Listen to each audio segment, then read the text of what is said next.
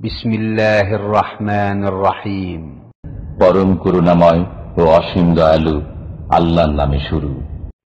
ومن أحسن قولا ممن دعا إلى الله وعمل صالحا وقال إنني من المسلمين.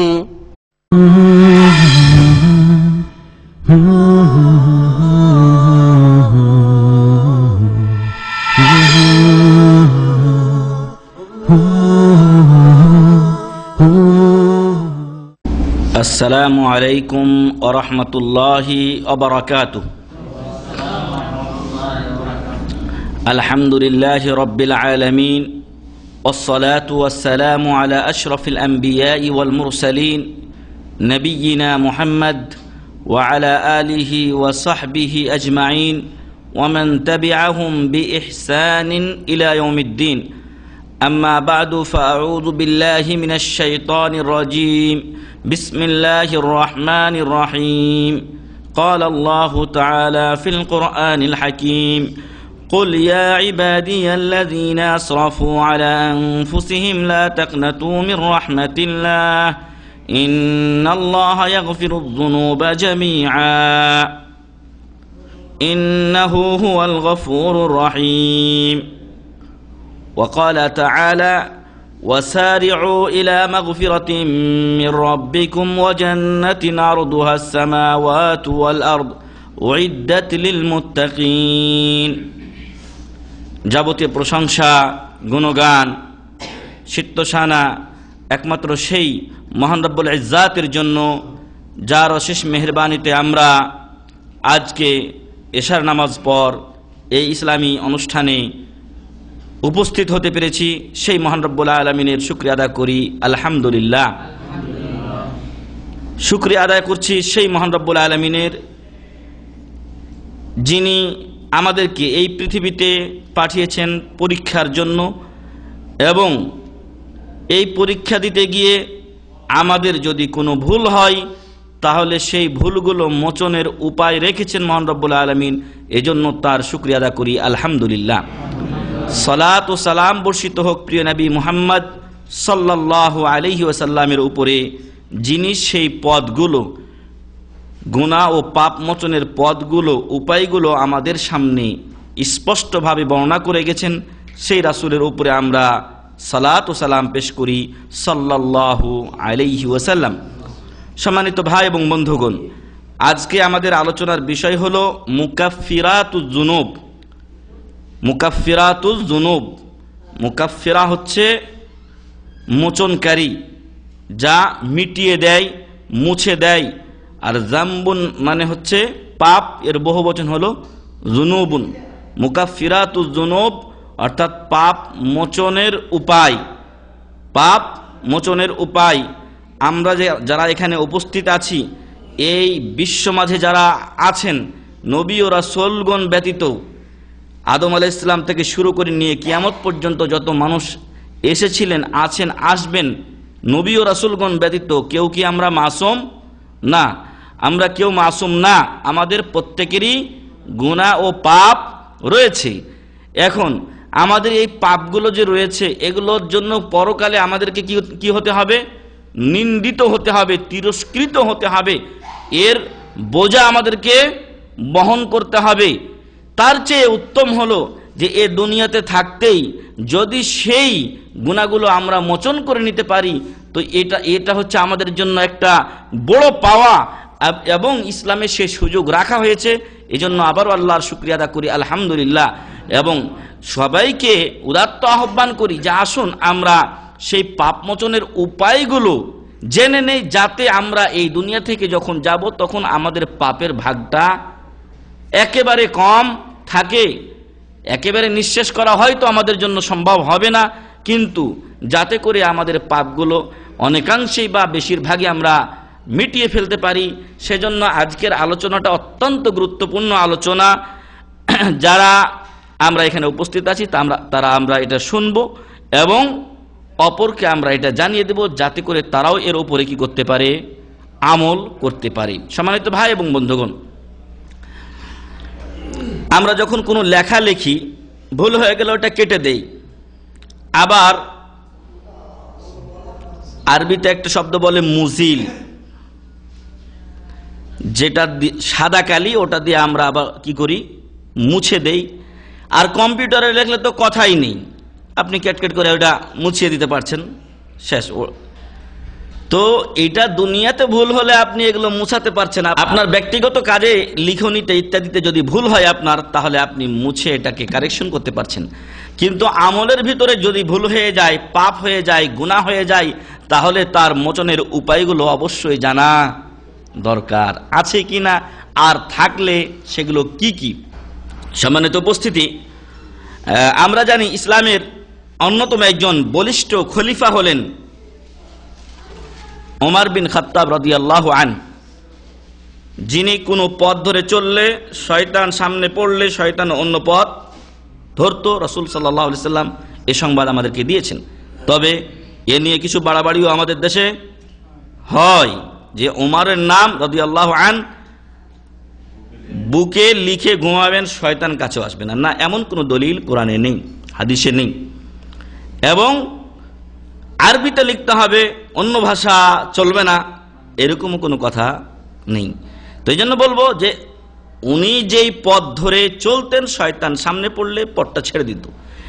যতটুকু প্রমাণিত আছে হাদিসে আমরা ততটুকুই বলবো।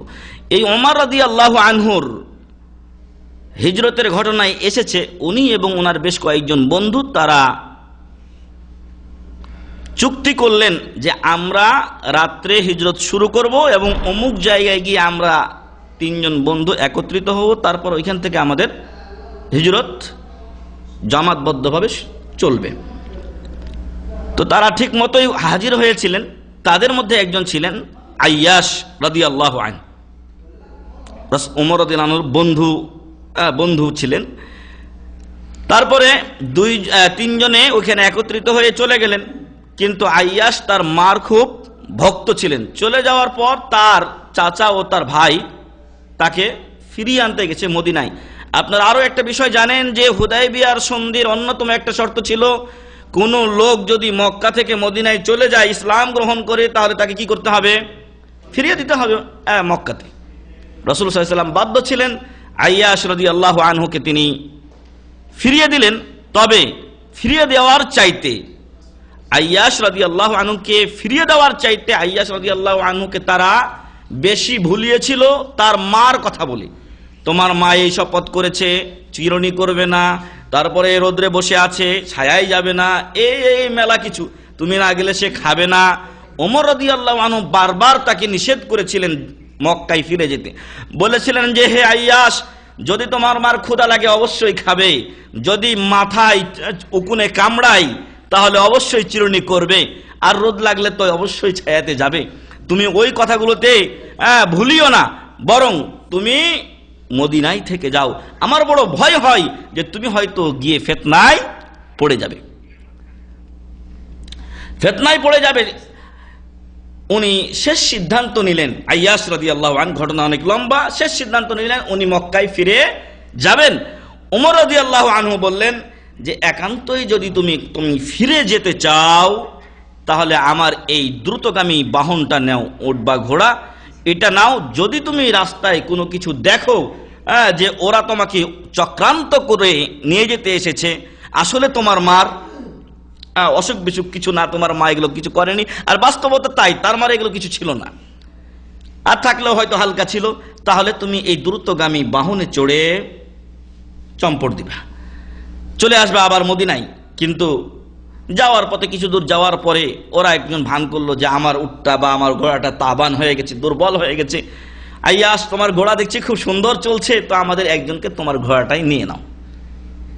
দিয়ে আস্তে আস্তে এইভাবে ছলে বলে কলে কৌশলে তাকে বেঁধে ফেললো এবং তাকে মক্কায় নিয়ে গেল। ফিতনায় তিনি পড়ে গেলেন এবং ইসলাম থেকে দূরে সরে গেলেন। অনেক দিন পর মহান রব্বুল আলামিন আয়াত নাজিল করলেন, বিসমিল্লাহির রহমানির রহিম, قل يا عبادي الذين أسرفوا على أنفسهم لا تقنطوا من رحمة الله إن الله يغفر الذنوب جميعا إنه هو الغفور الرحيم সূরাতুজ জুমার 53 নম্বর আয়াত।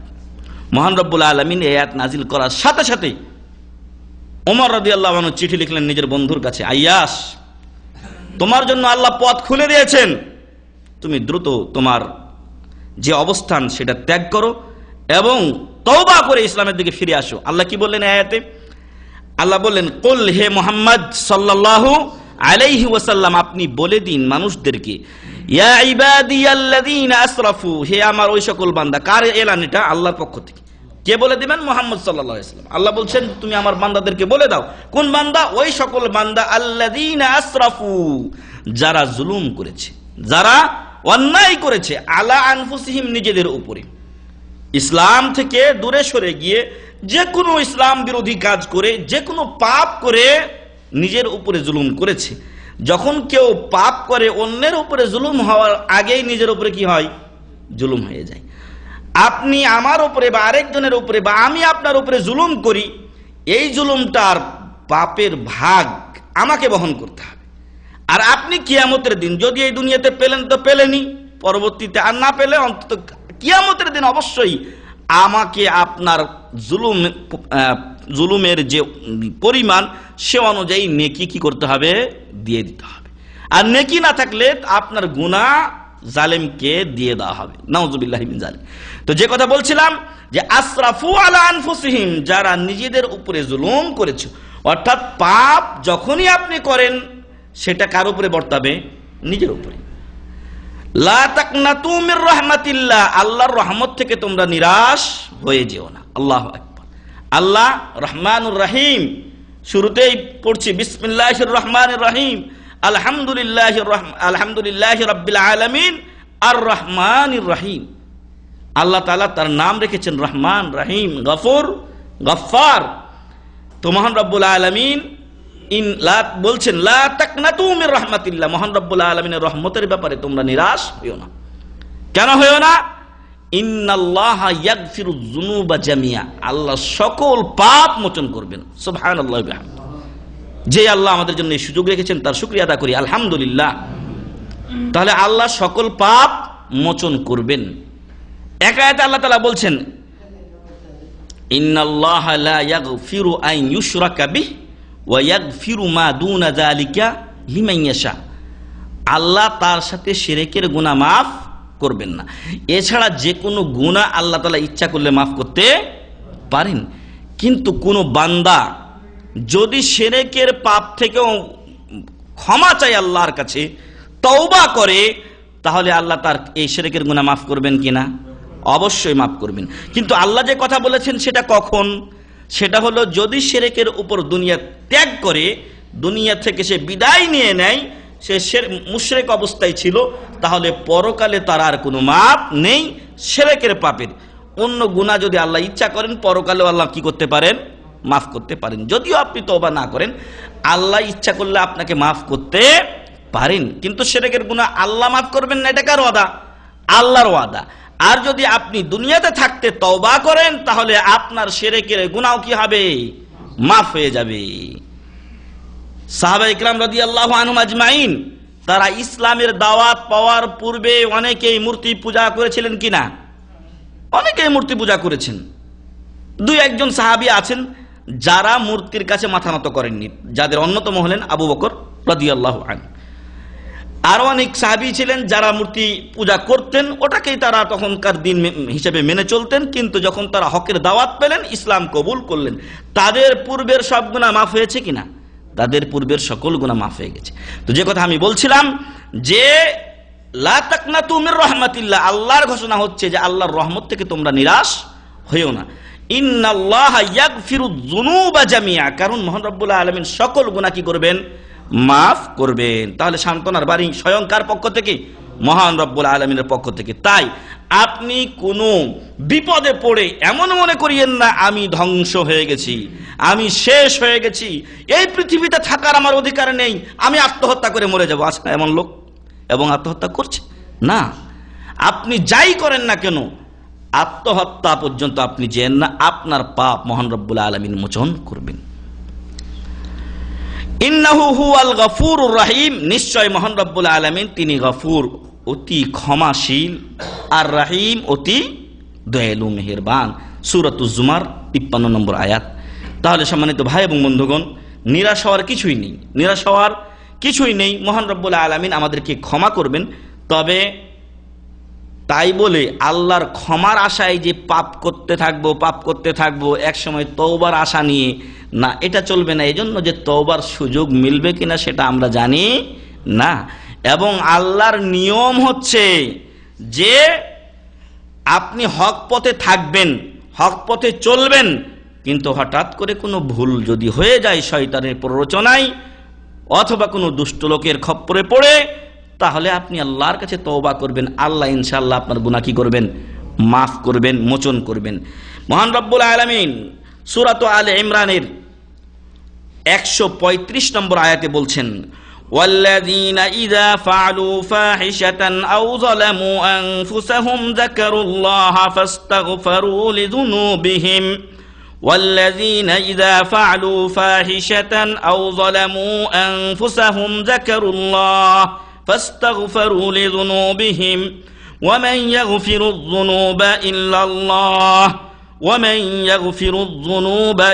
الله ولم يصروا على ما فعلوا وهم يعلمون। সূরা আলে ইমরান 135 নম্বর আয়াত। এই আয়াতে মহান রব্বুল আলামিন বলছেন যে সমস্ত লোকেরা গ্রহিত কাজ করেছে, খারাপ ঘৃণিত কাজ করেছে, ফাহিশা কাজিনা ওয়াসারিকা, চুরি, জেনা, ব্যভিচার ইত্যাদি করেছে, অন্যায় কাজ করেছে, অথবা আও যালামু আনফুসাহুম, অথবা নিজেদের উপরে জুলুম করেছে, অর্থাৎ ওইগুলোর চাইতে আর একটু নিম্ন পর্যায়ের পাপ করেছে। যেমন হয়তো জেনা করেনি, কিন্তু যে মহিলাকে চুমু দেওয়া তার জন্য হারাম, তাকে চুমু দিয়েছে, অথবা তার সাথে খোলামেলা চলাফেরা করেছে, যেটা আমাদের দেশের ট্রেডিশনে পরিণত হয়েছে। যাকারুল্লাহ, এই লোকগুলো যারা হয়তো জেনা ব্যভিচার করেছে অথবা তার চেয়ে নিম্ন পাপ করেছে, যদি তারা কোনো সময় আল্লাহর কথা স্মরণ করে, যাকারুল্লাহ, আল্লাহর কথা স্মরণ হয় তার, যে হায় হায় আমি তো বড় ভুল করে দিয়েছি, এতদিন আমি অন্যায় পথে চলেছি, আমি আল্লাহর দিকে ফিরে আসলাম, আল্লাহর কথা তার স্মরণ হলো। আপনারা জানেন ওই লোকের কথা, যেই লোক সারা জীবন সে বিপথে চলেছিল, মৃত্যুর আগে তার স্মরণ হয়েছে যে মহান রব্বুল আলামিন এর কাছে গেলে আমাকে ধরা খেতে হবে, আমি যদি মারা যাই তাহলে আমার কোনো রেহাই নেই।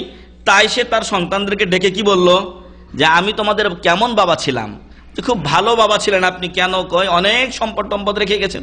বলছে বাবা ওইগুলো রাখ, আমি মরলে তা আল্লাহ তাআলা আমাকে ধরলে অবস্থা খারাপ করে ফেলবে, এজন্য তোমাদের প্রতি আমার ওসিয়ত হলো যে আমি মারা যাওয়ার পরে আমার লাশটাকে ভালো করে পোড়াবে, জ্বালাবে, এরপরে এটাকে পিষে কিছু সাগরে ভাসিয়ে দিবে, কিছু বাতাসে উড়িয়ে দিবে, ইত্যাদি ইত্যাদি। এইভাবে সে ওসিয়ত করলো। তারা যেভাবে বলল তারা সেভাবেই করলো। কিন্তু মহান রব্বুল আলামিন ইযা আরাদাল্লাহু শাইআন আন ইয়াকুলা লাহু কুন ফায়াকুন, আল্লাহ বলেন যে হয়ে যাও, হয়ে যাই। তো মহান রব্বুল আলামিনের কাছে ওই ছাইমাই ওগুলো কিছু দরকার নাই, হাড্ডি গুড়ার কিছু দরকার নাই। যেই আল্লাহ তাকে প্রথমে কোনো কিছু ছাড়াই সৃষ্টি করেছেন, সেই আল্লাহ দ্বিতীয়বার তাকে অনায়াসে সৃষ্টি করতে সক্ষম। আল্লাহর কাছে গিয়ে হাজির। আল্লাহ তাআলা বলছেন বান্দারে তুই কেন এই কাজটা করেছিলি? বলছে আল্লাহ তোমার ভয়ে করেছিলাম। যাক, তুই যখন আমার ভয়ে করেছিলি তোকে আমি মাফ করে দিলাম। সুবহানাল্লাহ। তো আমি যে কথা বলছিলাম যে যাকারুল্লাহ এ মৃত্যুর আগে কি করেছে? অনুতপ্ত হয়েছে এবং সে আল্লাহকে স্মরণ করেছে। আল্লাহর ভয়ে তখন সন্তানদেরকে বলছে আমাকে এরকম করিস যাতে আমি পরকালে মুক্তি পেতে পারি, আমাকে যেন আল্লাহ ধরতে না পারে। কিন্তু ওর এটা জানা ছিল না যে তুমি যেখানে যাও না কেন আল্লাহর কাছে হাজির হতেই হবে। এই লোকেরা কি করে? অন্যায় অনেকদিন ভুল করে ফেলেছে জীবনে, ফাস্তাগফারু লিযুনুবিহিম, তাদের গুনার জন্য আল্লাহর কাছে কি চাই? ক্ষমা চাই। গুনার জন্য আল্লাহর কাছে ক্ষমা চাই। ওয়া মান ইয়াগফিরুয যুনুবা ইল্লাল্লাহ, মহান রব্বুল আলামিন বলছেন আল্লাহ ছাড়া কে আছে গুনাহ ক্ষমা করবে? আছে কেউ? আমার আপনার গুনাহ মোচনের কোনো সুযোগ আছে? খ্রিস্টান ধর্মে আছে, খ্রিস্টান ধর্মে আছে, ওদেরকে পানিতে নিয়ে যে চুবাই কি একটা তরিকা আছে, ওটা করলে ওদের গুনাহ খালাস মিটে যায়। কিন্তু ইসলামে মানুষ মানুষের গুনাহ মেটাতে পারে না। যতই সাধুর বেশ ধরি না কেন আমরা, আমাদের গোপন খবর কার কাছে? মহান রব্বুল আলামিনের কাছে। কেরামান কাতিবিনের দফতরে লেখা আছে, এগুলো মুছার জন্য কিছু আমল আছে, সেগুলো আমরা আপনাদেরকে ইনশাআল্লাহ আজকে বলবো। আল্লাহ বলছেন ওয়া মান ইয়াগফিরুয যুনুবা ইল্লাল্লাহ, এমন কি আছে যে মহান রব্বুল আলামিন ছাড়া যে তোমাদের গুনাহগুলিকে মোচন করতে পারে, ক্ষমা করতে পারে? আছে কেউ? কেউ নেই, একমাত্র। অর্থাৎ আল্লাহ বলতে চান এখানে বা বলেছেন এখানে যে আল্লাহ ছাড়া কেউ গুনাহ মাফ করার ক্ষমতা রাখে না। তাহলে ধর্ণা দেব কার কাছে? মহান রব্বুল আলামিনের কাছে। বিভিন্ন জায়গায় আমরা আজকে ছোটাছুটি করি না, ওই সব জায়গা ত্যাগ করতে হবে, যেতে হবে কার কাছে? মহান রব্বুল আলামিনের কাছে। হাল তারাক্তাল বাব, আপনি কি আল্লাহর দরজায় করাঘাত করেছেন? আল্লাহর দরজায় করাঘাত করুন, আল্লাহর কাছে চান। মানুষ একবার থেকে দুইবার থেকে তিনবার চাইলে বিরক্ত হয়ে যায়, কিন্তু আমার আল্লাহ বিরক্ত হন না। আপনি আমি কেউ একটা আমার কাছে কিছু চাইলে আমরা বিরক্ত হই, কালকে দিলাম আবার আজকে আসছে ইত্যাদি। কিন্তু মহান রব্বুল আলামিন কি বলছেন? উদউনি আস্তাজিব লাকুম, তোমরা আমাকে ডাকো, আমি তোমাদের ডাকে সাড়া দেব। আল্লাহু আকবার। যিনি বলছেন যে তোমরা আমার কাছে চাও। আরো আল্লাহ রাসূল সাল্লাল্লাহু আলাইহি সাল্লাম বলেছেন যে যদি তোমরা পাপ না করতে তাহলে মহান রব্বুল আলামিন তোমাদেরকে দুনিয়া থেকে উঠিয়ে নিতেন এবং এমন একটা কওম নিয়ে আসতেন যে কওম ভুল করত, আল্লাহর কাছে ক্ষমা চাইত, যে কওম ভুল করত এবং আল্লাহর কাছে ক্ষমা চাইতো। আল্লাহ ভালোবাসেন যে মানুষ যেন তার কাছে কি করে? প্রার্থনা করে, চায়। সম্মানিত ভাই এবং বন্ধুগণ, তাহলে মহান রব্বুল আলামিন আমাদের পাপ মোচন করবেন। ওয়ালাম ইউসিররু আলা মা ফাআলু ওয়া হুম ইয়ালামুন, তবে কখন মাফ করবেন? আপনি একটা বিষয়কে জেনেছেন যে এটা অন্যায়, তারপরেও যদি আপনি ওটা করতে থাকেন তাহলে আপনার মাফ নেই। আপনার মাফ হবে কখন? ওয়ালাম ইউসিররু আলা মা ফাআলু ওয়া হুম ইয়ালামুন, কোন কাজ অন্যায়, মাসিয়া, পাপ, গুনাহ, এটা জানার পর আপনি স্থায়ী কন্টিনিউ ওই কাজটা আর করবেন না। আপনি ওখান থেকে কি করবেন? ফিরে আসবেন। তখন মহান রব্বুল আলামিন আপনাকে মাফ করবেন। সূরা আলে ইমরান 135 নম্বর আয়াত। এজন্য আজকে আমরা আমাদের বিষয় নির্ধারণ করেছি গুনাহ মোচনের উপায়, পাপ মোচনের উপায়। কারণ মহান রব্বুল আলামিন আমাদেরকে এ পথে কি করেছেন? আহ্বান করেছেন। তিনি আমাদেরকে দ্রুত আল্লাহর কাছে ক্ষমা চাইতে বলেছেন, গুনাহগুলো মোচন করে নিতে বলেছেন। তিনি বলছেন সূরা আলে ইমরানের 133 নম্বর আয়াতে, ওয়াসারিউ ইলা মাগফিরাতিম মির রাব্বিকুম ওয়া জান্নাতিন আরদুহাস সামাওয়াতু ওয়াল আরদ উইদ্দাত লিল মুত্তাকিন। মহান রব্বুল আলামিন আমাদেরকে আদেশ দিয়ে বলছেন ওয়াসারিউ, দ্রুত অগ্রসর হও, দ্রুত অগ্রসর হও। ইলা মাগফিরাতিন, কোথায় দ্রুত যাব আমরা? ইলা মাগফিরাতিন, এমন ক্ষমার দিকে, এমন ক্ষমার দিকে, এমন আপনার পাপ মোচনের দিকে। কার পক্ষ থেকে? মির রাব্বিকুম, তোমাদের পালনকর্তার পক্ষ থেকে, আল্লাহর পক্ষ থেকে এমন পাপ মোচন ক্ষমার দিকে তোমরা দ্রুত অগ্রসর হও। এবং জান্নাতের দিকে, যেই জান্নাতের পরিধি হলো আরদুহাস সামাওয়াতু ওয়াল আরদ, আসমান এবং জমিন সমপরিমাণ। আল্লাহু আকবার। উইদ্দাত লিল মুত্তাকিন, যা প্রস্তুত করে রাখা হয়েছে কাদের জন্য? মুত্তাকিনদের জন্য। তাহলে ক্ষমার দিকে আল্লাহ দ্রুত আমাদেরকে কি করেছেন? ধাবিত হওয়ার জন্য, প্রতিযোগিতা করার জন্য। মুসারা, সুরা মানে কি? দ্রুত করা, জলদি করা। ওইখান থেকে সারিউ, তোমরা দ্রুত অগ্রসর হও আল্লাহর ক্ষমা এবং সেই জান্নাতের দিকে, যে জান্নাতের পরিধি হলো আসমান ও জমিন সমপরিমাণ। আল্লাহু আকবার। আর বলা হয় 5টাকে, যার 5টা হলো আসমান ও জমিনের মধ্যবর্তী বিশাল জায়গা, এতটুকু পরিমাণ। আর এটাকে প্রস্তুত রাখা হয়েছে এই জান্নাতকে কাদের জন্য? মুত্তাকিন, পরহেজগারদের জন্য। তাহলে আল্লাহর আদেশ বাস্তবায়নে আমাদের পিছনের গুনাহগুলিকে ডিলিট করতে, মুছে ফেলতে আমাদের কি দরকার? গুনাহ মোচনের উপায়, পাপ মোচনের উপায় জানা দরকার। এবং আমাদের যে গুনার খাতা, মানে কেরামান কাতিবিনের একজনের আমল নামায় বা একজনের দপ্তরে যেই গুনাহগুলো লিখে পাহাড় সম হয়ে গেছে আমাদের গুনার পরিমাণ, সেই গুনাহগুলিকে নিঃশেষ করতে আমাদের দরকার মুকাফফিরাতুজ যুনুব, গুনাহ বা পাপ মোচনের উপায় জানা এবং তার উপরে আমল করা। মহান রব্বুল আলামিনের কাছে এই আশায় আলোচনা করছি যে আল্লাহ তাআলা যেন আমাদেরকে এই কাজগুলো করে আমাদের পাপ মোচনের উপায় অবলম্বনের তৌফিক দান করেন, আল্লাহুম্মা আমিন। আল্লাহ যেন এই বিষয়ের উপরে আমল করার তৌফিক প্রথমত আমাকে এবং আপনাদেরকে দান করেন, আল্লাহুম্মা আমিন। সেই সূত্রে আমরা প্রথম আপনাদের সামনে পেশ করছি মুকাফফিরাতুজ যুনুবের 1 নাম্বার বিষয় হলো যে যার মাধ্যমে আমাদের পিছনের পাপ কি হতে পারে, মুছে যেতে পারে, তা হলো আত-তাওবা আস-সাদিকা। আত-তাওবা আস-সাদিকা, অন্তর থেকে খালেস তওবা করবেন, যেটাকে আমরা আমাদের ভাষায় তাওবাতুন নাসুহা বলি। খালেস তওবা, অন্তর থেকে তওবা করবেন যে এতদিন এই অন্যায় পথে ছিলাম, এসব পথ কি করলাম, বাদ দিলাম, ছেড়ে দিলাম, আর কোনোদিন এই কাজ করব না। তাওবা আস-সাদিকা, সৎ তওবা করবেন, মানে সত্য তওবা করবেন, এর মধ্যে কোনো জ্ঞানজাম থাকবে না। আজকে তওবা করলেন, কালকে আবার ওই পথে না, এটা তওবায়ে সাদিকা বা তাওবাতুন নাসুহা নয়।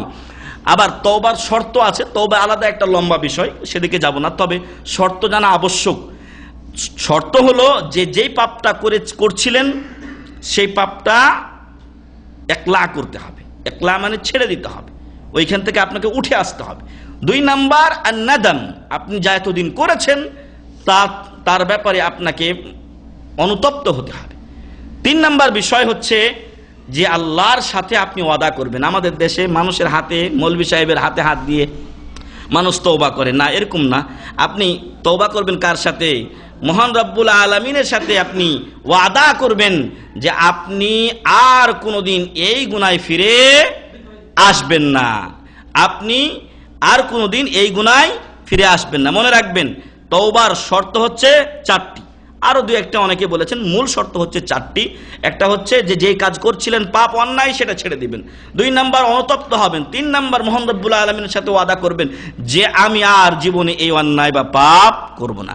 4 নাম্বার একটা শর্ত হচ্ছে যদি মানুষের সাথে সংশ্লিষ্ট হয় বিষয়টি, তাহলে ওই মানুষের কাছ থেকে বিষয়টি মিটাতে হবে। অর্থাৎ টাকা পয়সা অথবা কারো গীবত পরনিন্দা, মানে মানুষ কেন্দ্রিক, মানুষের হুকুক কেন্দ্রিক, এটা মহান রব্বুল আলামিন মাফ করবেন না। এটা আপনাকে উক্ত ব্যক্তির কাছ থেকে মাপ চেয়ে নিতে হবে। তাহলে এই 4টি শর্তের ভিত্তিতে আমরা তওবা করব, আর যদি সঠিক তওবা করতে পারি তাহলে পিছনের গুনাহ সম্পূর্ণ একেবারে সেফের হয়ে যাবে, ডিলেট, এমন ডিলেট যে কোনো গুনাহ আর আপনার থাকবে না। এটাই হচ্ছে আত-তাওবা আস-সাদিকার গুণ। রাসূল সাল্লাল্লাহু আলাইহি সাল্লাম বলছেন মান তাবা ক্বাবলা আন আরেকটা বিষয় যেটা ভুলে গেছি আমি, যে 5 নাম্বার যে শর্তটা, যে তওবার সময়ে তওবা করতে হবে। তওবা করার সময় থাকতে তওবা করতে হবে। আর তওবার সময় কতদিন থাকে? যতদিন সূর্য পূর্ব দিগন্তে এখন উঠতে থাকবে, যখন পশ্চিম দিগন্তে সূর্য উঠে যাবে তওবার দরজা বন্ধ হয়ে যাবে। তাহলে এটা 5ম শর্ত।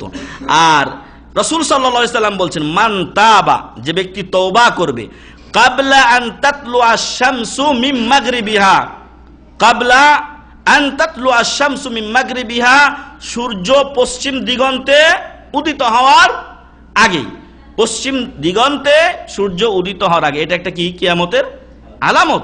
পশ্চিম দিগন্তে সূর্য উঠলে আর মৌলবি বলেন, আর সাধারণ লোক বলেন, কৃষক বলেন, ড্রাইভার বলেন, কারো আর তওবা কবুল হবে না। এর আগে তওবা করবে যে ব্যক্তি, তাবাল্লাহু আলাইহি, রাসূল সাল্লাল্লাহু আলাইহি ওয়াসাল্লাম বলছেন আল্লাহ তার তওবা কবুল করবেন। আলহামদুলিল্লাহ। তাহলে পশ্চিম দিগন্তে সূর্য ওঠার আগেই যদি আমরা তওবা করতে পারি তাহলে আল্লাহ আমাদের তওবা কবুল করবেন। আর তওবা মানে কি? তওবা মানে ফিরে আসা। আপনি ফিরে এসেন দিন ইসলামের পথে, আল্লাহ আপনার এটাকে গ্রান্ট করবেন, কবুল করবেন, আপনার পিছনের গুনাহ মাফ হয়ে যাবে। রাওয়াহু মুসলিম, মুসলিম শরীফের হাদিস। এখন একটা নিউ মুসলিম, একটা নতুন মুসলমান একটা লোক হচ্ছে, একটা অমুসলিম কাফের, সে মুসলমান হচ্ছে। এখন সে কি করছে? তওবা করছে। সে তওবা করে নতুন মুসলমান হচ্ছে। এই লোক যেদিন মুসলমান হবে, এরপর যদি সে অন্যায় পথে না যায় তাহলে ও আমার আপনার চাইতে মেলা ভালো, কারণ ওর পূর্বের গুনাহ কি হয়ে গেছে? ডিলেট হয়ে গেছে, ওগুলো সব মুছে গেছে। আল্লাহু আকবার। এজন্য প্রতিনিয়ত আমরা যেন বেশি বেশি কি করি? তওবা করি, আস্তাগফিরুল্লাহ রাব্বি মিন কুল্লি যামবিন ওয়া আতুবু ইলাই, অথবা আল্লাহ তুমি আমার সকল গুনাহ খাতা মাফ করো। আপনি যেভাবে ইচ্ছা বলতে পারেন। মহান রব্বুল আলামিন তার বান্দার ভাষা বুঝেন, এজন্য আমরা প্রতিনিয়ত কিছু না কিছু তওবা করতেই থাকবো। আল্লাহ যেন আমাদেরকে তওবায়ে সাদেকা করার, সৎ তওবা করার তৌফিক দান করেন, আল্লাহুম্মা আমিন। জি, তাহলে আমরা 1 নম্বর বিষয় বললাম, আমাদের গুনাহ মোচনের উপায় হলো কি? সত্য তওবা করতে হবে। 2 নাম্বার হচ্ছে ইসবাগুল ওযু, পরিপূর্ণরূপে ওযু করতে হবে। আজকে বর্তমান সমাজে আমাদের ওযু এমন হয়ে গেছে, মনে হয় 1 মিনিটে ওযু শেষ, এমনভাবে ওযু করি শেষ, এইভাবে করি। ফলে অনেকের দেখা যায় যে অনেক সময় কোন দিক, অথবা আল্লাহ রাসূল সাল্লাল্লাহু আলাইহি ওয়াসাল্লাম নিজে বলেছেন ওয়াইলুল লিল আকাবে মিনান নার, গোড়ালির জন্য ওয়াইল নামক দোজকের শাস্তি, জাহান্নামের দোজক, ওয়াইল নামক দোজকের শাস্তি। তো গোড়ালির জন্য কেন বলা হয়েছে? কারণ অনেক লোক ওযু করে কিন্তু তার গোড়ালি শুকনা থেকে যায়। আল্লাহ রাসূল সাল্লাল্লাহু আলাইহি ওয়াসাল্লাম এক লোককে নামাজ পড়তে দেখলেন তার পায়ে একটু জায়গা ছিল যেখানে পানি পৌঁছেনি। বললেন যে তুমি আবার ওযু করে তারপর নামাজ পড়ো, কারণ তার ওযুটা তখন হয়নি। তাহলে পরিপূর্ণ ওযু করা এটা গুনাহ মোচনের একটা কি উপায়। কারণ পরিপূর্ণভাবে সুন্দরভাবে ওযু করা, এক কথায় সুন্দরভাবে ওযু করা। আর ওযুর ক্ষেত্রে বেশ কিছু নিয়ম আছে। 1 বার করেও আপনি ধুইতে পারেন, 2 বার পারেন, 3 বার পারেন। 3 বারের অতিরিক্ত যে ব্যক্তি করলো সে অহেতুক কাজ করলো বা সীমা লঙ্ঘন করলো। এটা হচ্ছে রাসূল সাল্লাল্লাহু আলাইহি ওয়াসাল্লামের ভাষা। তবে আমাদের দ্বীন ইসলামে আমাদের জন্য সহজ করা হয়েছে যে যদি এমন হয় একটা অঙ্গ আপনি 1 বার ধুয়েছেন, আরেকটা 2 বার, আরেকটা 3 বার, আপনার ওযু হবে কিনা? আপনার ওযু হয়ে যাবে।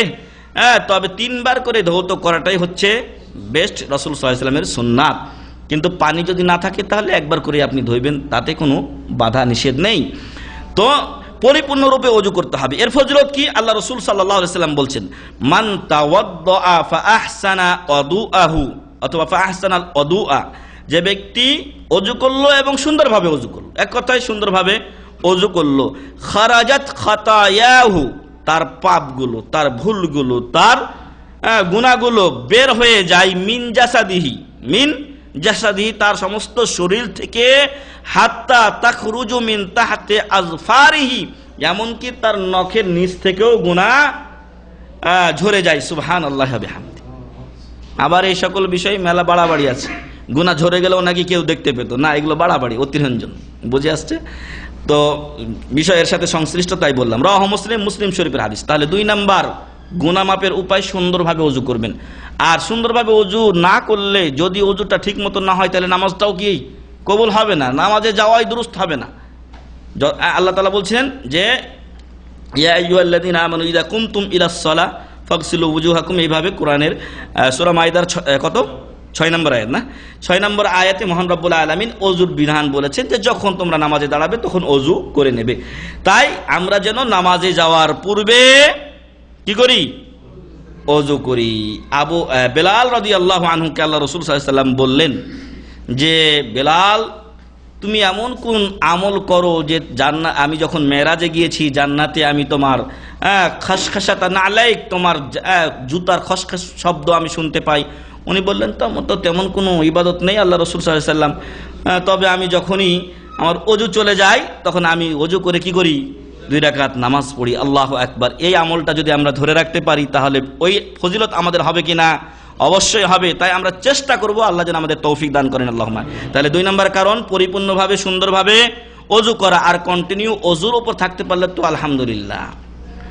3 নাম্বার গুনাহ মোচনের কারণ বা উপায় হলো, পাপ মোচনের উপায় হলো যিকরুল্লাহি আকিবাল ফরায়েজ, মহান রব্বুল আলামিনের জিকির আজকার করা ফরজ নামাজের পরে।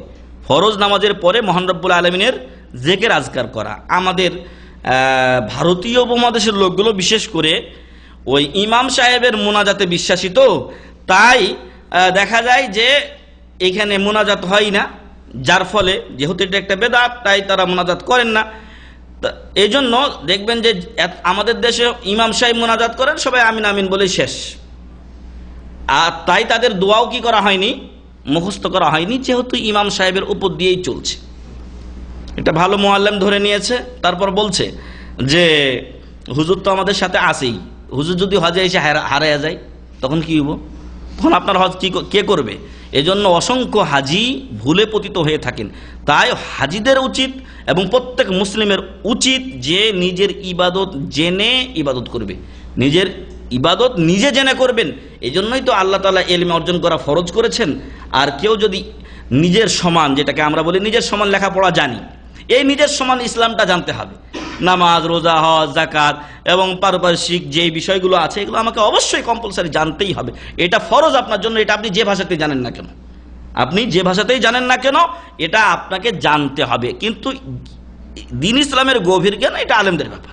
মাসলা মাসাইল এবং অন্যান্য ফিকহ ইত্যাদি নিয়ে গবেষণা করে এটা আলেমদের ব্যাপার। কিন্তু আপনি সাধারণ লোক, এগুলো আপনি কিভাবে আদায় করবেন, এই ইবাদতগুলো যেগুলো আপনার উপরে আল্লাহ ফরজ করেছেন সেই পদ্ধতিটা আপনাকে জানতে হবে।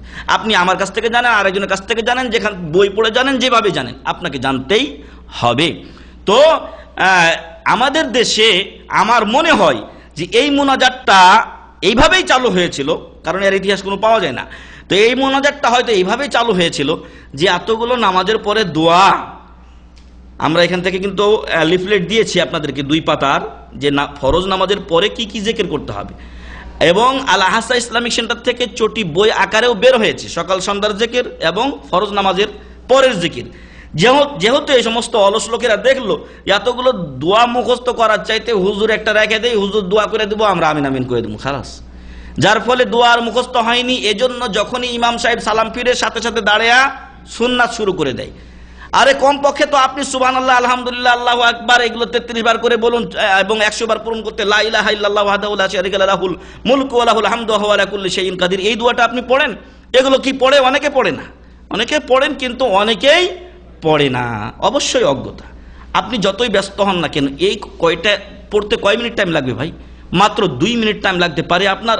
আর তার জন্য আপনার জন্য রয়েছে মহা পুরস্কার, যেটা দুনিয়াবি পুরস্কার হলে 10 মিনিট হলেও বসে থাকতাম।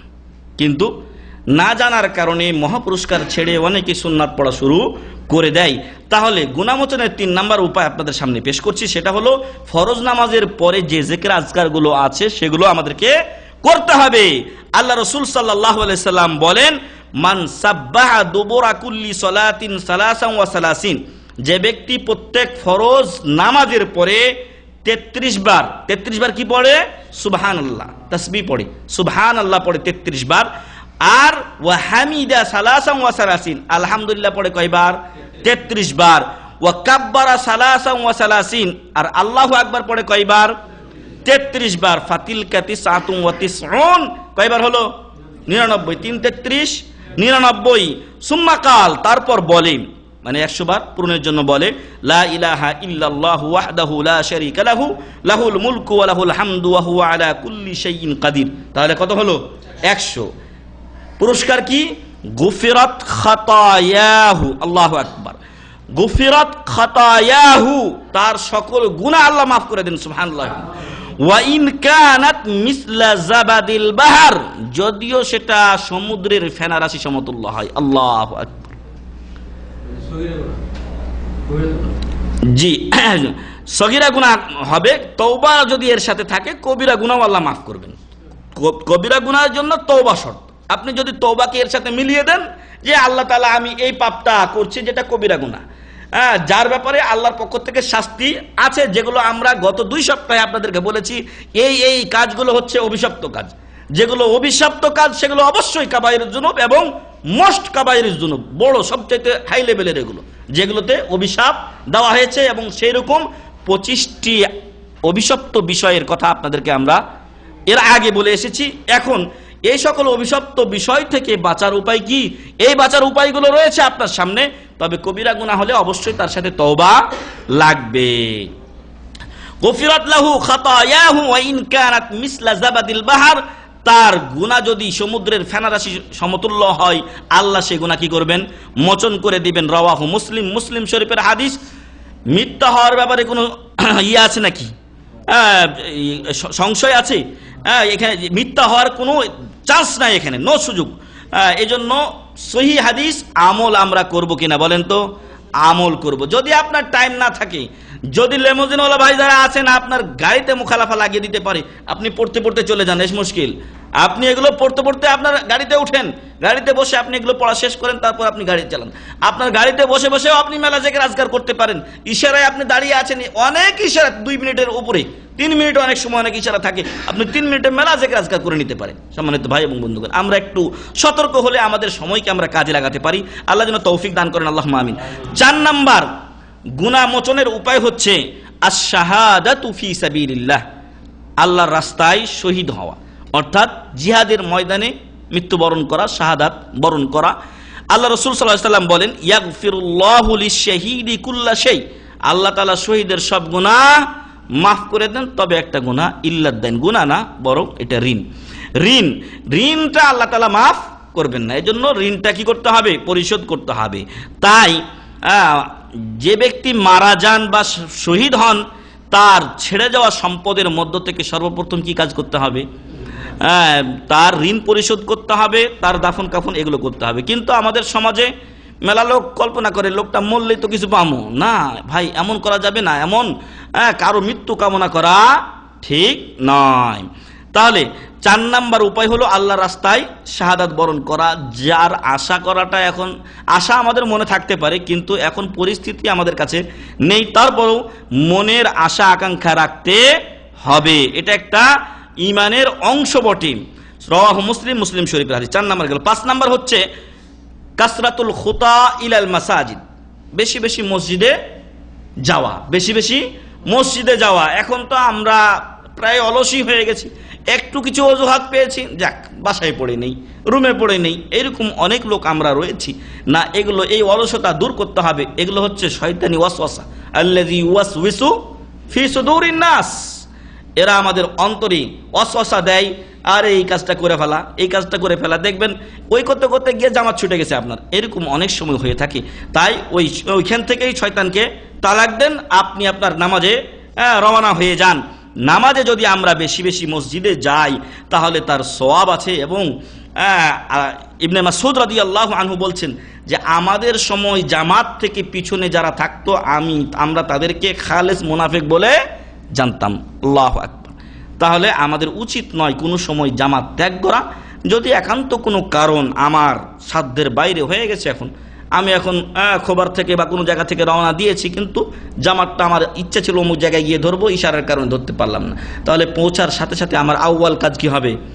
নামাজটা আদায় করে নেওয়া। আল্লাহ যেন আমাদেরকে সালাতের প্রতি গুরুত্ব দেওয়ার তৌফিক দান করেন। আল্লাহ নিজেও বলছেন, ইন্নাস সালাতা কানাত আলাল মুমিনিনা কিতাবাম মাওকুতা, নির্দিষ্ট টাইমে সালাত ফরজ করা হয়েছে। নামাজ পড়া ফরজ, তার একটা ফরজ কি?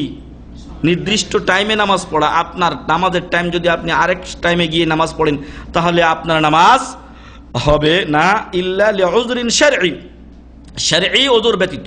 শারঈ ওযর কি? মুসাফির, আপনি মুসাফির, আপনার জন্য কি আছে? ওযর আছে, আপনার জন্য ছাড় আছে যে আপনি 2 নামাজকে একত্রিত করে পড়তে পারেন, কিন্তু অন্য যারা আছে তাদের জন্য এটা নয়। আমি ছোট থাকতে আমাদের বাড়িতে এক মহিলা ফকির এসেছিলেন, তো উনি ওনার আগের কাহিনী বর্ণনা করছেন। বলছে, আমার শ্বশুরের অনেক সম্পত্তি ছিল, গোয়াল ভরা গরু ছিল, ক্ষেত খামার অনেক ছিল। তো কি হয়েছে এগুলোর? বলছে যে এগুলোর কাজ করতে করতে আমরা নামাজের টাইম পাইতাম না। কি হইতো? এশারের পরে একবারই খাওয়া দাওয়া করে গোসল হাত করে তারপর 5 ওয়াক্ত নামাজ শুরু করে দিত। নাউযুবিল্লাহি মিন যালিক। তো এরকম নামাজ পড়লে নামাজ হবে না, নির্দিষ্ট টাইমেই সালাত আদায় করতে হবে। এবং এই নামাজের টাইম সম্পর্কে আপনারা শেখ মোহাম্মদ বিন সালেহ আল উসাইমিন রাহিমাহুল্লাহর ফাতওয়ার কানুল ইসলামের সালাত অধ্যায় পড়বেন। বড় কঠিন মাসলা উনি কোরআন ও হাদিস থেকে বলেছেন, সেগুলো আপনারা ওখান থেকে জেনে নেবেন। আপনারা আরো জানেন যে একজন অন্ধ ব্যক্তিকে পর্যন্ত আল্লাহ রাসূল সাল্লাল্লাহু আলাইহি ওয়াসাল্লাম ছাড় দেননি। প্রথম দিকে একটু উনি বলেছিলেন যে চলবে, কিন্তু পরে উনি আবার ডেকে বললেন যে তুমি কি আজান শুনতে পাও? উনি বললেন যে না, আমি আজান শুনতে পাই। উনি বললেন ফাজিব, তুমি মুয়াজ্জিনের আজানের ডাকে সাড়া দাও, মসজিদে আসো। আল্লাহু আকবার। এখন আল্লাহ আমাদের কি মানে জলজলে 2টো চোখ দিয়েছেন, যা দিয়ে আমরা সব কিছু দেখতে পাচ্ছি। আমরা অন্ধ নই, তারপরও আমরা কি সেই অন্ধ সাহাবীর চাইতে বেশি মাজুর হয়ে গেছি? আল্লাহ যেন আমাদেরকে এই শয়তানি ওয়াসওয়াসা এবং এই নেফাকি থেকে আমাদেরকে হেফাজত করেন, আল্লাহুম্মা আমিন।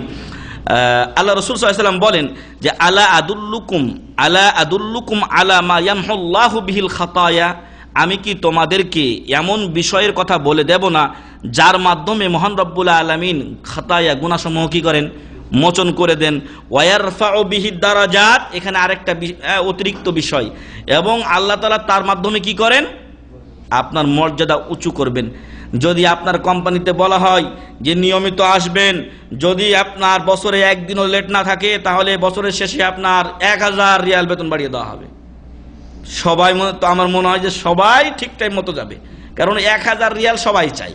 কিন্তু মহান রব্বুল আলামিন যে দরজা উঁচু করছেন, আপনার স্তর পদোন্নতি করছেন, সেটা কিন্তু অনেকেই চাই না বা অনেকে গুরুত্ব দেয় না। তাহলে আল্লাহ রাসূল সাল্লাল্লাহু আলাইহি ওয়াসাল্লাম বললেন যে আমি কি তোমাদেরকে এমন বিষয়ের কথা বলবো না, এমন বিষয়ের পথ দেখাবো না যার মাধ্যমে আল্লাহ তোমাদের গুনাহ মোচন করেন, আর কি করেন, দরজা উঁচু করেন, স্তর মর্যাদা উন্নত করেন। কালু বালা ইয়া রাসূলুল্লাহ, রাসূল সাল্লাল্লাহু আলাইহি ওয়াসাল্লামের সাহাবারা তো এগুলোরই পোকা ছিলেন, পোকা ছিলেন, তারা এগুলো খুঁজে বেড়াতেন কিভাবে কোথায় নাকি পাওয়া যায়, সেই চেষ্টায় তাদের ছিল। আল্লাহু আকবার, রাদিয়াল্লাহু আনহুম ওয়া রাদু আন, এই জন্যই তো আল্লাহ তাআলা তাদের উপরে সন্তুষ্ট হয়ে গেছেন, আর তারাও আল্লাহর কাছে যা পেয়েছেন তাতে তারা সন্তুষ্ট হয়েছেন, যা আল্লাহ তাআলা সূরাতুল বাইয়িনার শেষে বর্ণনা করেছেন। কালা, আল্লাহ রাসূল সাল্লাল্লাহু আলাইহি ওয়াসাল্লাম বললেন, সাহাবারা যখন বললেন বালা ইয়া রাসূলুল্লাহ, অবশ্যই আপনি আমাদেরকে বলবেন সেই কথা। কালা, আল্লাহ রাসূল সাল্লাল্লাহু আলাইহি ওয়াসাল্লাম বললেন, ইসবাগুল উদুই আলাল মাকারিহি, অনিচ্ছা সত্ত্বেও পরিপূর্ণ অজু করা। ঠান্ডার দিনে আপনার পানি নাড়ার ইচ্ছা হয় না, এখন তো ঠান্ডার দিন আসতেছে, এখনই অনেকটা শুরু হয়ে গেছে, বিশেষ করে যে মসজিদগুলো একটু ফাঁকা জায়গাতে, ওই মসজিদের পানি তো আরো ঠান্ডা, তাই না? তো এই ঠান্ডা পানি অনেকের নাড়তে ইচ্ছা হয় না। তো এই ঠান্ডা পানি হওয়ার পরেও আপনার মন চাচ্ছে না, আপনার কষ্ট হচ্ছে, এরপরও যদি আপনি পরিপূর্ণভাবে অজু করেন তাহলে আল্লাহ আপনার গুনাহ মাফ করবেন আর আপনার দরজা উঁচু করবেন। ইসবাগুল উদুই আলাল মাকারিহ, পরিপূর্ণভাবে অজু করা কষ্ট হওয়া সত্ত্বেও। ওয়া কাসরাতুল খুতা ইলাল মাসাজিদ, এবং মসজিদে বেশি বেশি যাওয়া। আপনার পদাঙ্ক যত বেশি হবে তত আপনার গুনাহ কি হবে, মোচন হবে। ওয়া ইনতিযারুস সালাতি বাদাস সালাহ, আর এক সালাতের পরে আরেক সালাতের জন্য ইন্তজার করা। ইন্তজার যদি আপনি মসজিদে করতে পারেন, আপনার কাজ নাই, তাহলে আহলান সাহলান, এটা সবচেয়ে বেস্ট। কিন্তু যদি আপনি মসজিদে নাও যেতে পারেন, আপনার কাজে আপনাকে চলে যেতে হয়েছে, কিন্তু আপনার ধ্যানে আছে কি আজানটা হলে আবার সালাতে যাবেন, অথবা আপনি বারবার ঘড়ি দেখছেন যে নামাজের টাইম হলো নাকি, আজান হয়েছে কিনা, কতটুকু বাকি, এটাই হচ্ছে আপনি ইনতিযারুস সালাহ বাদাস সালাহ, নামাজের পর, এক নামাজের পর আপনি আরেক নামাজের জন্য অপেক্ষা করছেন। আল্লাহ রাসূল সাল্লাল্লাহু আলাইহি ওয়াসাল্লাম বলছেন, যালিকুমুর রিবাত, ফাযালিকুমুর রিবাত, রিবাত বলা হয় আল্লাহর রাস্তায় পাহারা দেওয়াকে। যে পাহারাদার সে সবসময় সজাগ থাকে যে আমার এই এরিয়ায় যেন কোনো অঘটন না ঘটে যায়, ঘটলে আমার চাকরিও চলে যেতে পারে। এবং অনেক সময় যায়, আপনারা পেপার পত্রিকায় পড়েন যে যারা ডিউটিরত থাকে তাদের অনেক সময় চাকরি চলে যায়, চুরি হয়ে গেছে, বেচারাকে হয়তো বেঁধেই চুরি করেছে, মুখ টুক বেঁধে চোখ বেঁধে হয়তো চুরি করে নিয়ে চলে গেছে, কিন্তু ওই লোকটাও কিন্তু জেল থেকে বাঁচে না, ওকে আউয়াল ওয়াহিদ ধরবে কাকে, আর লোক পায় না, ওকে এক নম্বরে ধরে। তো প্রিয় ভাই বন্ধুগণ, ফাযালিকুমুর রিবাত, ওই পাহারাদার যেরকম চৌকস থাকে, সজাগ থাকে, সতর্ক থাকে, ঠিক ওই রকমই আমাদেরকে সজাগ ও সতর্ক থাকতে হবে সালাতের সময়ের ব্যাপারে। আর এটা আমরা করতে পারলে আমরা যেন নামাজের পাহারাদার এবং আল্লাহ রাস্তায় যারা পাহারা দেয় সেরকম সালাতকে পাহারা দিলাম, এবং এই সওয়াব আমরা অর্জন করতে পারবো। আল্লাহ আমাদের গুনাহও কি করবেন, মোচন করবেন, আমাদের দরজাও উঁচু করবেন। 6 নম্বর, এটা হচ্ছে মুসলিম শরীফের হাদিস, যেটা আমরা বললাম। 6 নম্বর পাপ মোচনের উপায় হলো, মাধ্যম হলো সিয়ামু রমাদান ঈমানান ওয়া ইহতিসাবা। সিয়ামু রমাদান ঈমানান ওয়া ইহতিসাবা, রমজান মাসে রোজা রাখা ঈমানের সাথে সওয়াবের প্রত্যাশায় আশায়। আল্লাহ রাসূল সাল্লাল্লাহু আলাইহি ওয়াসাল্লাম বলেন, বুখারী ও মুসলিমের হাদিস, মান সামা রমাদান ঈমানান ওয়া ইহতিসাবান গুফিরা লাহু মা তাকাদ্দামা মিন যামবি, যে ব্যক্তি ইমানের সাথে সওয়াবের প্রত্যাশায় রমজান মাসে রোজাগুলো রাখবে, তার পূর্বের সকল গুনাহ মাফ করে দেওয়া হবে। সুবহানাল্লাহি ওয়া বিহামদি। এটা শুধু সংবাদটা আবার রিপেয়ার করা। রমজানের সময় আপনারা এরকম আলোচনা অনেক শুনেছেন, তাই আমরা রমজান মাসের যেন আশায় থাকি দোয়া করি, সালফে সালেহিনদের অবস্থা এমন ছিল যে তারা 6 মাস আগে থেকে আল্লাহর কাছে দোয়া করতেন যে আল্লাহ রমজান মাস পর্যন্ত আমাকে হায়াত দিও এবং রমজান মাস পাই, রমজান মাসের রোজাগুলো যেন ঠিক মতো রাখতে পারি, এই আশায় তারা দোয়া করতেন 6 মাস আগে থেকে। আর এখন আমাদের মানে অনেক লোক এরকম হয়ে গেছে যে 6 মাস আগের থেকে কই বাপ রে বাপ রমজান আইতেছে না খেয়ে থাকতে ইত্যাদি, নাউজুবিল্লাহি মিন যালিক। না, এরকম হওয়া যাবে না। আল্লাহ যেন আমাদেরকে এরকম বদগুণ থেকে হেফাজত করেন, আল্লাহুম্মা আমিন। বরং সালফে সালেহিনদের যে নেক গুণ, ভালো গুণ, যে রমজানের জন্য দোয়া করা, রমজান পাওয়ার জন্য দোয়া করা, সেই দলের অন্তর্ভুক্ত হওয়ার তৌফিক দান করেন, আল্লাহুম্মা আমিন। এবং আগামী রমজান যেন আল্লাহ তাআলা আমাদের সকলকে পাওয়ার তৌফিক দান করেন, ঈমান ও সওয়াবের প্রত্যাশায় রমজানের রোজাগুলো রাখার তৌফিক দান করেন, আল্লাহুম্মা আমিন। এবং তার মাধ্যমে আল্লাহ যেন আমাদের সকল পিছনের গুনাহগুলি মাফ করে দেন, আল্লাহুম্মা আমিন। 7 নম্বর বিষয় হচ্ছে কিয়ামু লাইলাতুল কদরে ঈমানান ওয়া ইহতিসাবা। রমজান তো পুরা একটা আছেই, আর খাস করে লাইলাতুল কদরের রাত্রে ঈমানের সাথে সওয়াবের প্রত্যাশায় জায়গাটাও একটা পাপ মোচনের উপায়।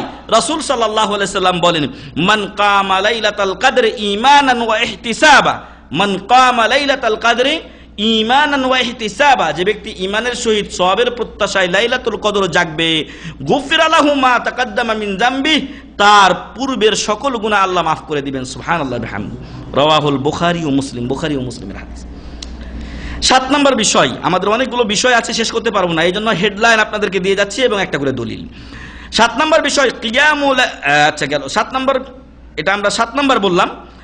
8 নম্বর হচ্ছে কওলু সুবহানাল্লাহি ওয়া বিহামদিহি মিয়াতা মাররা, কওলু সুবহানাল্লাহি ওয়া বিহামদিহি মিয়াতা মাররা। সুবহানাল্লাহি ওয়া বিহামদিহি এই কথাটা কয়বার বলবেন, এই কালিমা কয়বার বলবেন?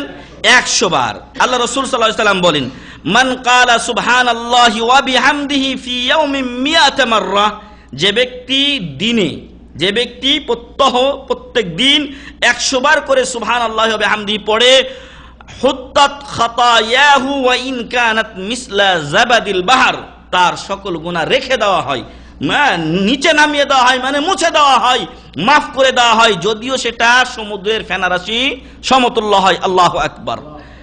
তাহলে সুবহানাল্লাহি ওয়া বিহামদিহি 100 বার পড়তে কয় মিনিট লাগে? আমি আপনাদের কাছে আশা করব 100 বার পড়েন তো দেখি, পড়েন সবাই, পড়েন, শুরু করেন, বিসমিল্লাহ, পড়েন সবাই, 100 বার পড়েন।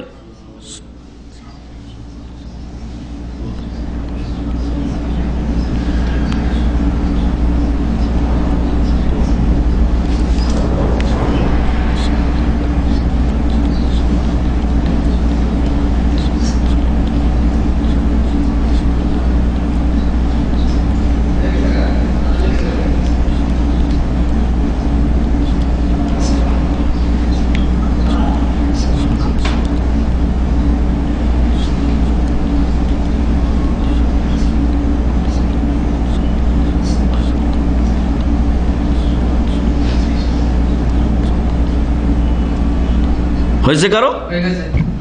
কতক্ষণ সময় লাগলো? 1.5 মিনিট লেগেছে মাত্র, 1.5 মিনিট সময় লেগেছে মাত্র। আল্লাহু আকবার। আপনার পিছনের গুনাহ কি হয়েছে? এখন মাফ হয়ে গেছে। আল্লাহ যেন আমাদের পিছনের গুনাহ মাফ করে দেন, সুবহানাল্লাহ। আল্লাহ তাআলা আমাদের পিছনের গুনাহগুলি মাফ করে দেন, আল্লাহুম্মা আমিন। তাহলে আমরা 8 নম্বর বিষয় আপনাদেরকে বললাম, প্রত্যহ কি বলতে হবে? 100 বার সুবহানাল্লাহি ওয়া বিহামদিহি পড়বেন। আরেকটা হাদিসে বলা হয়েছে, যে ব্যক্তি প্রত্যহ 2 বার 100 বার করে সকাল ও সন্ধ্যায় সুবহানাল্লাহি ওয়া বিহামদিহি বলে, কিয়ামতের দিন তার মতো ভালো আমল নিয়ে কেউ হাজির হতে পারবে না। আল্লাহু আকবার। তো এই জন্য আমরা সুবহানাল্লাহি ওয়া বিহামদিহি পারলে 2 বার পড়বো, সকালে 1 বার 100 বার, বিকালে 100 বার, না পারলে অন্তত 100 বার আপনি পড়ুন। যার সময় মাত্র 1.5, আরো ধরেন 2, আরো হাফ ধরেন, 2 মিনিটে শেষ হয়ে যায় 100 বার পড়া। আল্লাহ যেন আমাদেরকে এর উপর আমল করার তৌফিক দান করেন, আল্লাহুম্মা। 9 নাম্বার গুনাহ মাপের উপায় হলো ইত্তিবাউস সাইয়্যাতিল হাসানা। একটা অন্যায় হয়েছে, অন্যায়ের সাথে সাথে একটা ন্যায় করা। একটা ভুল হয়ে গেছে, একটা পাপ হয়ে গেছে আমার, অনিচ্ছা সত্ত্বেও হয়তোবা শয়তানের ধোকায় পড়ে আমি একটা পাপ করেছি। এখন উপায় কি? উপায় হচ্ছে সাথে সাথে আপনি একটা ভালো কাজ করুন। আল্লাহ তাআলা বলছেন, ইন্নাল হাসানাত ইউযহিবনাস সাইয়্যাত, নিশ্চয় ভালো কাজ মন্দকে কি করে? মিটিয়ে দেয়, ওটাকে দূর করে দেয়। যাহাবা ইয়াজহাবু মানে যাওয়া, ওটাকে পাঠিয়ে দেয় মানে দূর করে দেয়। সূরাত হুদ 114 নম্বর আয়াত। আর আল্লাহ রাসূল সাল্লাল্লাহু আলাইহি ওয়াসাল্লাম বলেন, ওয়া আতবিইস সাইয়্যাতাল ইত্তাকিল্লাহ হাইসুমা কুনত, যেখানেই থাকেন আল্লাহকে ভয় করেন, যেখানেই থাকুন আল্লাহকে ভয় করুন, তাহলে তো পাপই হবে না। আল্লাহর ভয় যার অন্তরে যত বেশি, তার পাপ তত কম হবে। ইত্তাকিল্লাহ হাইসুমা কুনত, যেখানেই থাকুন আল্লাহকে ভয় করুন। ওয়া আতবিইস সাইয়্যাতাল হাসানাতা তামহুহা, আর আতবে মানে সাথে সাথে, ইত্তেবা করা মানে কি? অনুসরণ করা, মানে পিছে পিছে চলা, পদাঙ্ক অনুসরণ করা। ওয়া আতবিইস সাইয়্যাতাল হাসানা, যদি খারাপ কাজ হয়, পাপ কাজ হয়, তাহলে সাথে সাথে আপনি হাসানা করে ফেলুন। আতবিইস সাইয়্যাতাল হাসানা তামহুহা, আপনার ওই খারাপ কাজটা ইনশাআল্লাহ আল্লাহ কি করবেন? মাফ করে দেবেন। সুবহানাল্লাহি ওয়া বিহামদি। ওয়া খালিকিন নাসা বিখুলুকিন হাসান, ওই হাদিসের শেষ অংশ। এবং মানুষের সাথে ভালো ব্যবহার করবে। হতে পারে আপনার বিরোধী, হতে পারে আপনার পক্ষের লোক, হতে পারে আপনার চরম বিদ্বেষী, কিন্তু আপনার দায়িত্ব হলো আপনি তার সাথে ভালো ব্যবহার করবেন। একটা লোককে দেখতে পারেন না, আপনি পছন্দ করেন না, তাই বলে ওকে দূর দূর করে তাড়িয়ে দিয়েন না। আপনি যে তার প্রতি বিদ্বেষ পোষণ করেন, এটা যেন সে বুঝতেও না পারে। আরবি একটা ছন্দে বলা হয় যে আহবিব হাবিবাকা, আহবিব হাবিবাকা হাউনাম্মা আসা আন ইয়াকুনা বাগীদাকা ইয়াওমাম্মা। আহবিব হাবিবাকা হাউনাম্মা, আপনার বন্ধুকে আপনি মিডিয়াম ভালোবাসেন, মানে চলার মতো, একেবারে অন্তরঙ্গ হয়ে যায় না, মনের কথা সবকিছুই বলে দিয়েন না। কেন? আসা আন ইয়াকুনা বাগীদাকা ইয়াওমাম্মা, হতে পারে একদিন তার সাথে আপনার গন্ডগোল হয়ে যাবে এবং সে আপনার বিরোধী ও শত্রু হয়ে যাবে। এজন্য খুব বন্ধু বলে একেবারে কাছে নিয়ে এসে সব উজাড় করে দিয়েছেন, এমন যেন না হয়। এরকম কেউ করেছেন, ফলে বিপদেও পড়েছেন। তাই এগুলো থেকে শিক্ষা গ্রহণ করতে হবে। বিশেষ করে আরবি প্রবাদগুলো এমনি চলে আসেনি, মানে জীবনের চরম অভিজ্ঞতা থেকেই এই প্রবাদগুলো এসেছে। তারপরে ওয়া আবগাদ বাগীদাকা হাউনাম্মা আসা আন ইয়াকুনা হাবিবাকা ইয়াওমাম্মা, আর আপনার শত্রু যে, তার সাথে চরম শত্রুতা আপনি করবেন না। কারণ হতে পারে যে একদিন শত্রুতা ভুলে আপনারা কি হবেন? দুইজনে পরস্পর মিলে যাবেন। আমরা যখন লেখাপড়া করতাম, তখন আমাদের ক্লাসে একজন বড় ভাই ছিলেন, যার বই আপনাদের কাছে পৌঁছেছে, খলিলুর রহমান বিন ফজলুর রহমান রাহিমাহুল্লাহ। মারা গেছেন বেচারা, আল্লাহ যেন জান্নাতবাসী করেন, আল্লাহুম্মা আমিন। উনি একজন, আর আরেকজন ছিলেন যিনি এখনো যাত্রাবাড়ি মাদ্রাসায় শিক্ষকতা করেন এবং ভালো শিক্ষক।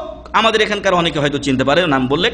তো যাই হোক, আমি নাম আর বললাম না। তো ওনারা দুইজন, আমাদের নিয়ম ছিল যে আমরা আমাদের রুমে যে কয়জন থাকতাম, পালা করে একদিন করে ঝাড়ু দিতাম, 3 বেলা, সকালে, দুপুরে, রাত্রে।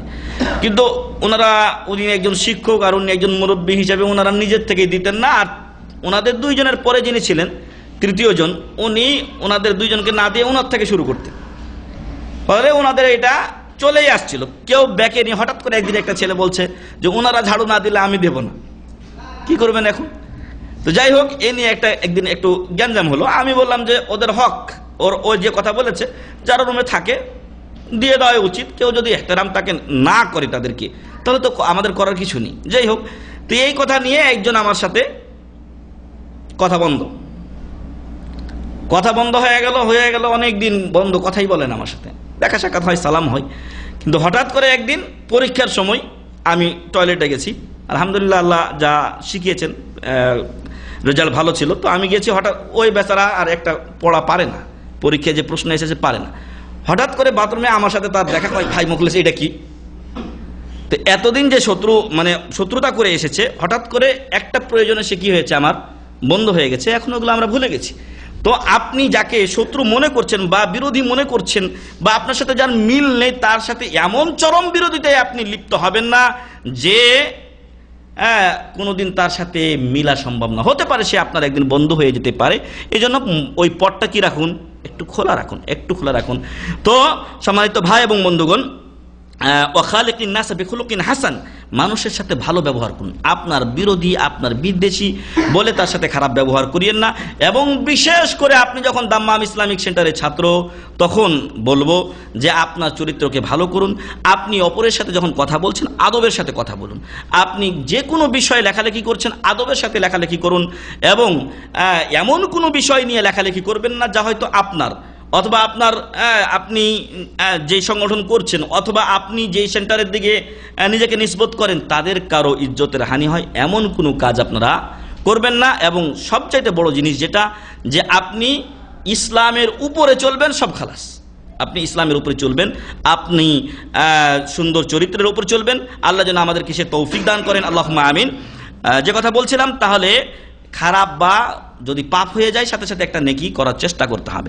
এর একটা দলিল, কোন একজন সাহাবী, রাসূল সাল্লাল্লাহু আলাইহি ওয়াসাল্লামের যুগে এরকম ঘটেছিল যে একজন সাহাবী ভুলক্রমে একজন মহিলাকে নির্জনে পেয়ে তিনি চুমু দিয়ে দিয়েছিলেন। হতে পারে শয়তানের ওয়াসওয়াসায়, সাহাবী বলেই যে তার গুনাহ হবে না এমন না, সাহাবী গুনাহ হয়ে গেছে। অনেক সাহাবী জেনা হয়ে গেছে, এসে বলছেন রাসূল সাল্লাল্লাহু আলাইহি ওয়াসাল্লাম পাপ করেছি, আমাকে পবিত্র করুন। এইভাবে অনেক সাহাবীর কথা আপনারা জানেন।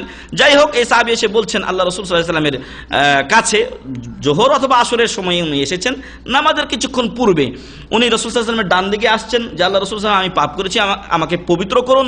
কারণ তারা জানতেন যে দুনিয়াতে শাস্তি হয়ে গেলেই বেস্ট, পরকালে শাস্তি হবে আগুনের শাস্তি, জাহান্নামের শাস্তি, ওটা সহ্য করা যাবে না। তাই দুনিয়াতেই তারা এই শাস্তিগুলোর জন্য প্রস্তুত ছিলেন। আর আমরা তো গোপনে রাখার চেষ্টা করি, আল্লাহ যেন আমাদের হেফাজত করেন, আল্লাহুম্মা আমিন। তো উনি ডান দিকে আসলেন, রাসূল সাল্লাল্লাহু আলাইহি ওয়াসাল্লাম মুখ ফিরালেন বাম দিকে আসলেন, ডান দিকে মুখ ফিরালেন, মানে রাসূল সাল্লাল্লাহু আলাইহি ওয়াসাল্লাম শুনতে চাচ্ছেন না। কারণ এটা মাহকামাতুল উলিয়া, সুপ্রিম কোর্টে যদি মামলা চলে আসে তাহলে তো বিচার হবেই। আল্লাহ রাসূল সাল্লাল্লাহু আলাইহি ওয়াসাল্লাম চাচ্ছেন না যে তার কথাটা আমি শুনি আর শাস্তি তাকে দেই। আরেকটা বিষয় ছিল যে আল্লাহ রাসূল সাল্লাল্লাহু আলাইহি ওয়াসাল্লাম বুঝতে পেরেছিলেন যে এই সাহাবী কি হয়েছেন, অনুতপ্ত হয়ে এসেছেন। তারপরে নামাজ পড়লেন একসাথে, বিচার কিন্তু হলো না, আর উনি শুনলেন না।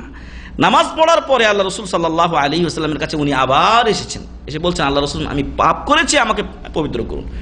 তো উনি বললেন যে আমা সাল্লাইতা মা'না, তুমি কি আমাদের সাথে নামাজ পড়োনি? উনি বললেন যে হ্যাঁ। বলছে আল্লাহ তোমার গুনাহ মাফ করে দিয়েছেন, সুবহানাল্লাহ। তাহলে নেকি করলে পাপ আল্লাহ তাআলা কি করেন? মোচন করে দেন। আল্লাহ তাআলা যেন আমাদেরকে পাপ থেকে প্রথমত বাঁচিয়ে রাখেন, আল্লাহুম্মা আমিন। আর কোন ক্রমে যদি ভুল হয়ে যায় আমাদের, আল্লাহ যেন পাপের পরে নেকির কাজ আমাদেরকে করার তৌফিক দান করেন, আল্লাহ। 10 নাম্বার পাপ মোচনের উপায় হলো সলাতু রাকাতাইনি ইযা আযনাবা যামবান। কেউ যদি কোনো পাপ করে ফেলে, গুনাহ করে ফেলে, অন্যায় করে ফেলে, সাথে সাথে 2 রাকাত নামাজ পড়া। আগের যে হাদিসটা আমরা বলেছিলাম, পাপের পরে নেকির কাজ করা, তাহলে আপনার গুনাহ মাফ হয়ে যাবে ওই পাপ। রাওয়াহু আহমদ ওয়াল হাকিম, মুসনাদে আহমদ, মুস্তাদরাকে হাকিম, এই 2 কিতাবে হাদিসটি রয়েছে। 10 নম্বর বিষয় আমরা বলছি সালাতু রাকাতাইন ইযা আযনাবা যামবান। কোন যদি পাপ হয়ে যায়, গুনাহ হয়ে যায়, সাথে সাথে ওযু করে কি করতে হবে? 2 রাকাত নামাজ পড়তে হবে। আল্লাহ রাসূল সাল্লাল্লাহু আলাইহি ওয়াসাল্লাম বলেন, মা মিন আবদিন, এমন কোনো বান্দা নেই, মানে সকল বান্দাই ইয়াযনাবু যামবান, যখন কোনো পাপ করে, ফায়ুহসিনুত তুহুরা, তারপরে সে ওযু সুন্দর করে, অর্থাৎ ভালোভাবে ওযু করে, সুম্মা ইয়াকুমু ফায়ুসাল্লি রাকাতাইন, তারপরে আল্লাহর সামনে দাঁড়িয়ে 2 রাকাত নামাজ পড়ে, সুম্মা ইস্তাগফিরুল্লাহ ইল্লা গাফারা লাহ, তারপর আল্লাহর কাছে হাত তুলে ক্ষমা চাই, আল্লাহ তাকে কি করবেন? ক্ষমা করে দিবেন, সুবহানাল্লাহ। রাওয়াহু তিরমিজির হাদিস। তাহলে 2 রাকাত নামাজ পড়তে হবে, নামাজ পড়ে আল্লাহর কাছে ক্ষমা চাইতে হবে। আপনার যদি ওযু না থাকে তাহলে দ্রুত ওযু করুন, ওযু করে আপনি আল্লাহর কাছে 2 রাকাত নামাজ পড়ুন এবং আল্লাহর কাছে ক্ষমা চান, আল্লাহ আপনার গুনাহ ক্ষমা করে দিবেন। কার বাণী? রাসূল সাল্লাল্লাহু আলাইহি ওয়াসাল্লামের বাণী। 11 নাম্বার গুনাহ মোচনের উপায় হলো কাফফারাতুল মাজলিস। কাফফারাতুল মাজলিস, মজলিসের কাফফারা, অর্থাৎ আমরা যে মজলিসে বসি না কেন, 2 জন 4 জন 5 জন 10 জন 100 জন 5000 জন, এটা একটা কি মজলিস। এই মজলিসে আমরা অনেকেই কথাবার্তা বলি, এই কথাবার্তার মধ্যে অনেক সময় কি হতে পারে? ভুল ভ্রান্তি হতে পারে। এই ভুল ভ্রান্তিগুলো মোচনের উপায় হচ্ছে কাফফারাতুল মাজলিস পড়া। এই কাফফারাতুল মাজলিস নামে যে দোয়া আছে, সেই দোয়াটা আমাদেরকে পড়তে হবে, যেটা হয়তো আমাদের অনেকেরই মুখস্থ নেই, যাদের নেই তাদেরকে মুখস্থ করার জন্য অনুরোধ করছি, এবং প্রত্যেকটা ছোট বড় সকল মজলিসে পড়তে হবে। আমরা সাধারণত দিনী মজলিসগুলোতে এটা শায়েখরা যখন পড়িয়ে দেয় বা বলে তখন হয়তো অনেকেই পড়ি, কিন্তু দিনী মজলিসের চাইতে বেশি দরকার সাধারণ দুনিয়াবি যে মজলিসগুলো আমাদের হয় সেগুলোতে, কারণ ওইগুলোতে আমরা অনেক সময় এর ওর ইত্যাদি কথাতে জড়িয়ে পড়ি, তো ওইগুলোতে বেশি দরকার। আর ওই কথাগুলো থেকেই বেঁচে থাকা উচিত। তারপরও যদি কোনো সময় হয়ে যায় তো ওই মজলিসগুলো বেশি কাফারাতুল মজলিসের হক রাখে বা দাবিদার।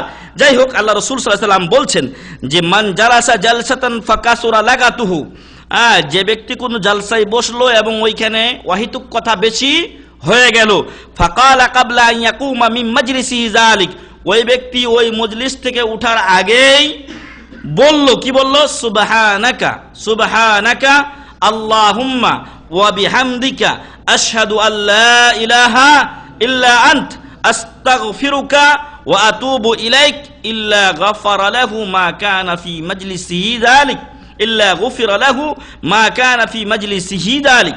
তো আল্লাহ রাসূল সাল্লাল্লাহু আলাইহি ওয়াসাল্লাম বলছেন, যে ব্যক্তি এই দোয়াটা পড়বে, সুবহানাকা আল্লাহুম্মা ওয়া বিহামদিকা আশহাদু আল্লা ইলাহা ইল্লা আনতা আস্তাগফিরুকা ওয়া আতুবু ইলাইক। অনেক লম্বা দোয়া নাকি? এক লাইন, মাত্র এক লাইন দোয়াটা, সুবহানাকা আল্লাহুম্মা ওয়া বিহামদিক, হে আল্লাহ আপনার প্রশংসা সহ পবিত্রতা ঘোষণা করছি এবং সাক্ষ্য দিচ্ছি যে আপনি ছাড়া সত্য কোনো মাবুদ নেই, আমি আপনার কাছে ক্ষমা চাই এবং আপনার দিকেই প্রত্যাবর্তন করছি, আস্তাগফিরুক ওয়া আতুবু ইলাইক। রাসূল সাল্লাল্লাহু আলাইহি ওয়াসাল্লাম বলছেন, ইল্লা গুফিরা লাহু মা কানা ফি মাজলিসি যালিক, ওই মজলিসে যত গুনাহ হয়েছে আল্লাহ কি করবেন? মাফ করে দিবেন। সুবহানাল্লাহি ওয়া বিহামদি, রাওয়াহু আবু দাউদ ও তিরমিজি, আবু দাউদ ও তিরমিজি শরীফে হাদিসটি রয়েছে। 12 নম্বর মুকাফফিরাতুজ যুনুব, গুনাহ মোচনের উপায় হলো আল উমরাহ, যেটা আমাদের জন্য আলহামদুলিল্লাহ সুযোগ আছে, যেটা আমাদের জন্য সুযোগ আছে। আমি অনেক সময় মজাকের ছলে ফ্যামিলিকে বলি যে আমরা বাংলাদেশে চলে যাব, একটা চাকরি বাকরি ভালো খুঁজে দেশে চলে যাব। বলছে দেশে তো চলে যাবা, কিন্তু এখন যে 2-3টা করে বছরে উমরা হয় এটা তো উমরা করতে পারবা না, আর বিশেষ করে তুমি যদি কোনো রকম চলেও আসো আমি তো আর পারবো না, অতএব আমি এখান থেকে যাব না। তো যাই হোক, আল উমরা এটা একটা আমাদের জন্য সুবর্ণ সুযোগ। উমরার মাধ্যমে আল্লাহ পিছনের গুনাহ কি করেন? মাফ করে দেন। তাই যাদের সুযোগ আছে তারা যেন উমরা করতে না ভুলেন। যারা সাধারণত দরখাস্ত করলে ছুটি পান, তা আপনি যদি যান ওই 110 রিয়ালে আপনি চলে যেতে পারছেন। আমি যখন মদিনায় ছিলাম তখন অনেক ভাই যেতেন, তাদের সাথে দেখা সাক্ষাৎ হলে আশ্চর্য হয়ে যেতাম যে 80 রিয়াল 90 রিয়াল বা 70 রিয়ালে এরা কি করে মানে মক্কা নিয়ে যায়, মদিনা নিয়ে যায়, আবার দাম্মাম নিয়ে আসে। তো আলহামদুলিল্লাহ এখনো এই সুযোগ আছে, 110 রিয়ালে আপনি মক্কা মদিনায় ফিরে আসতে পারতেছেন।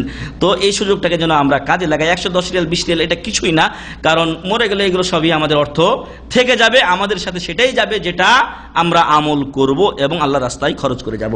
যাই হোক, একটা অন্যতম পাপ মোচনের উপায় হলো আল উমরা, উমরা করা। আল্লাহ রাসূল সাল্লাল্লাহু আলাইহি ওয়াসাল্লাম বলেন, আল উমরাতু ইলাল উমরাতি কাফফারাতুন লিমা বাইনাহুমা, এক উমরা থেকে আরেক উমরা, 2 উমরার মধ্যবর্তী গুনাহগুলিকে কি করে?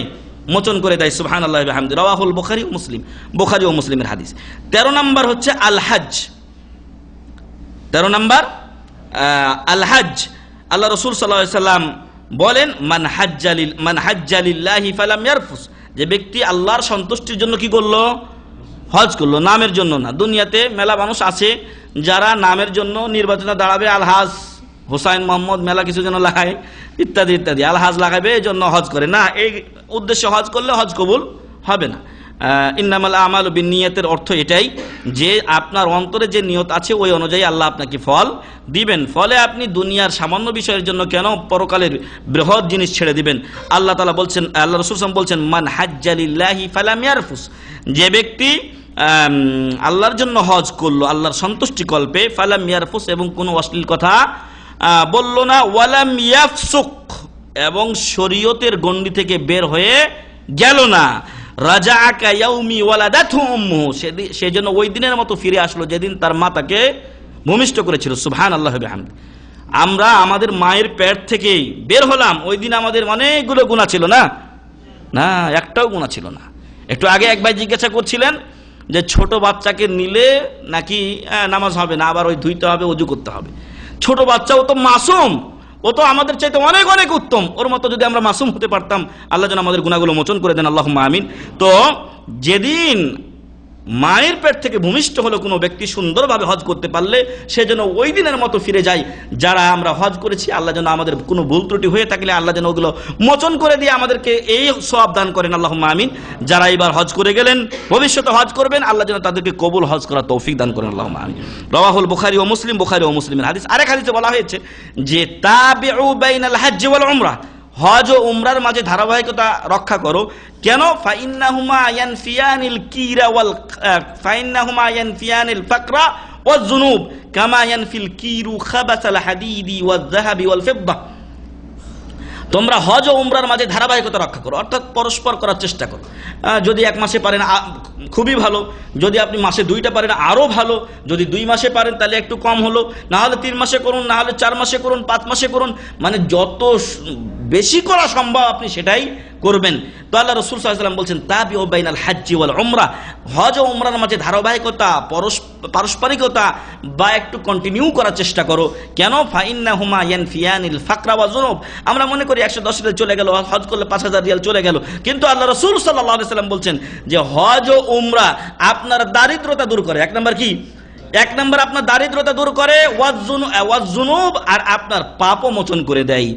কামা ইয়ানফিল কিরু খাবাসাল হাদিদি ওয়াজ যাহাবি ওয়াল ফিদ্দা, যেমন স্বর্ণকারের কাছেও হাপড় থাকে ওদের পরিষ্কার করার যে যন্ত্র, আর কামারের কাছে তো থাকেই হাপড়। তো কামারের হাপড়ের এবং তার যে লোহার যে হাতুড়ির যে বাড়ি, এ দিয়ে যেরকম লোহার জং কি হয়ে যায়, দূর হয়ে যায়, এবং স্বর্ণকারের স্বর্ণ মেরামতের যন্ত্র দিয়ে যেরকম তার স্বর্ণের যেগুলো খারাপি দূর হয়ে যায়, রৌপ্যের খারাপি দূর হয়ে যায়, অনুরূপ গুনাহ ও দারিদ্রতাকে হজ ও উমরা কি করে দেয়? দূর করে দেয়। সুবহানাল্লাহি ওয়া বিহামদি। আমরা অনেক সময় দেখি, এখনো যদি কেউ গ্রাম অঞ্চলে যান তাহলে দেখবেন যে কামারেরা ওই হাপড় টেনে টেনে আগুনকে কয়লা দিয়ে গরম করছে, আর একটা ভোতা জিনিস 2-4টা বাড়ি খেয়ে কি হয়ে যাচ্ছে? সুন্দর হয়ে যাচ্ছে, সব ময়লা তার দূর হয়ে যাচ্ছে। ঠিক ওই রকমই হজ ও উমরার মাধ্যমে একজন পাপিষ্ট লোক কি হয়ে যায়? ক্লিন হয়ে যায়, পরিষ্কার হয়ে যায় এবং পাপ থেকে মুক্ত হয়ে যায়। আল্লাহ যেন আমাদেরকে হজ ও উমরার মাধ্যমে গুনাহ মুক্ত হওয়ার তৌফিক দান করেন, আল্লাহুম্মা আমিন। 14 নাম্বার গুনাহ মোচনের উপায় হলো as-সালাতুল মাফরুদা, ফরজ সালাত। as-সালাতুল মাফরুদা, ফরজ সালাত। আল্লাহ রাসূল সাল্লাল্লাহু আলাইহি সাল্লাম বলেন as-সালাওয়াতুল খামসু, 5 ওয়াক্ত নামাজ। কয় ওয়াক্ত নামাজ? 5 ওয়াক্ত নামাজ। ওয়াল জুমআতু ইলাল জুমআ, এবং এক জুমা থেকে আরেক জুমা পর্যন্ত, অর্থাৎ এই জুমা আদায় করেছেন, কালকে জুমা আসছে, সেই জুমা আদায় করবেন, সামনের জুমা আদায় করবেন। কাফফারাতুন লিমা বাইনাহুন, এর মধ্যবর্তী এই গুনাহগুলোর জন্য কি হয়ে যাবে? কাফফারা হয়ে যাবে। মালাম তাকশাল কাবায়ের, যদি আপনি কবিরা গুনাহ না করেন। আর আগেই বলেছি যদি কবিরা গুনাহ হয়ে যায় তাহলে কবিরা গুনাহ কি হবে? তওবার মাধ্যমে আল্লাহ মাফ করে দিবেন। রাওয়াহুল বুখারী ও মুসলিম, বুখারী ও মুসলিমের হাদিস। আমরা সংক্ষেপে বাকিগুলো আপনাদের সামনে পেশ করব।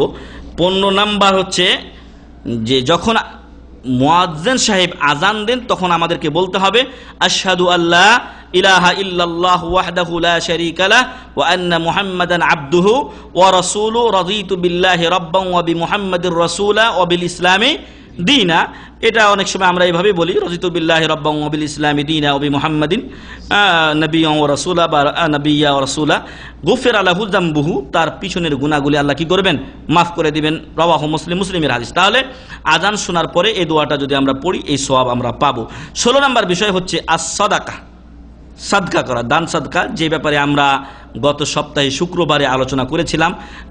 দানের উপকারিতা এই সম্পর্কে বা দানের উপকারিতা সম্পর্কে আমরা আলোচনা করেছিলাম।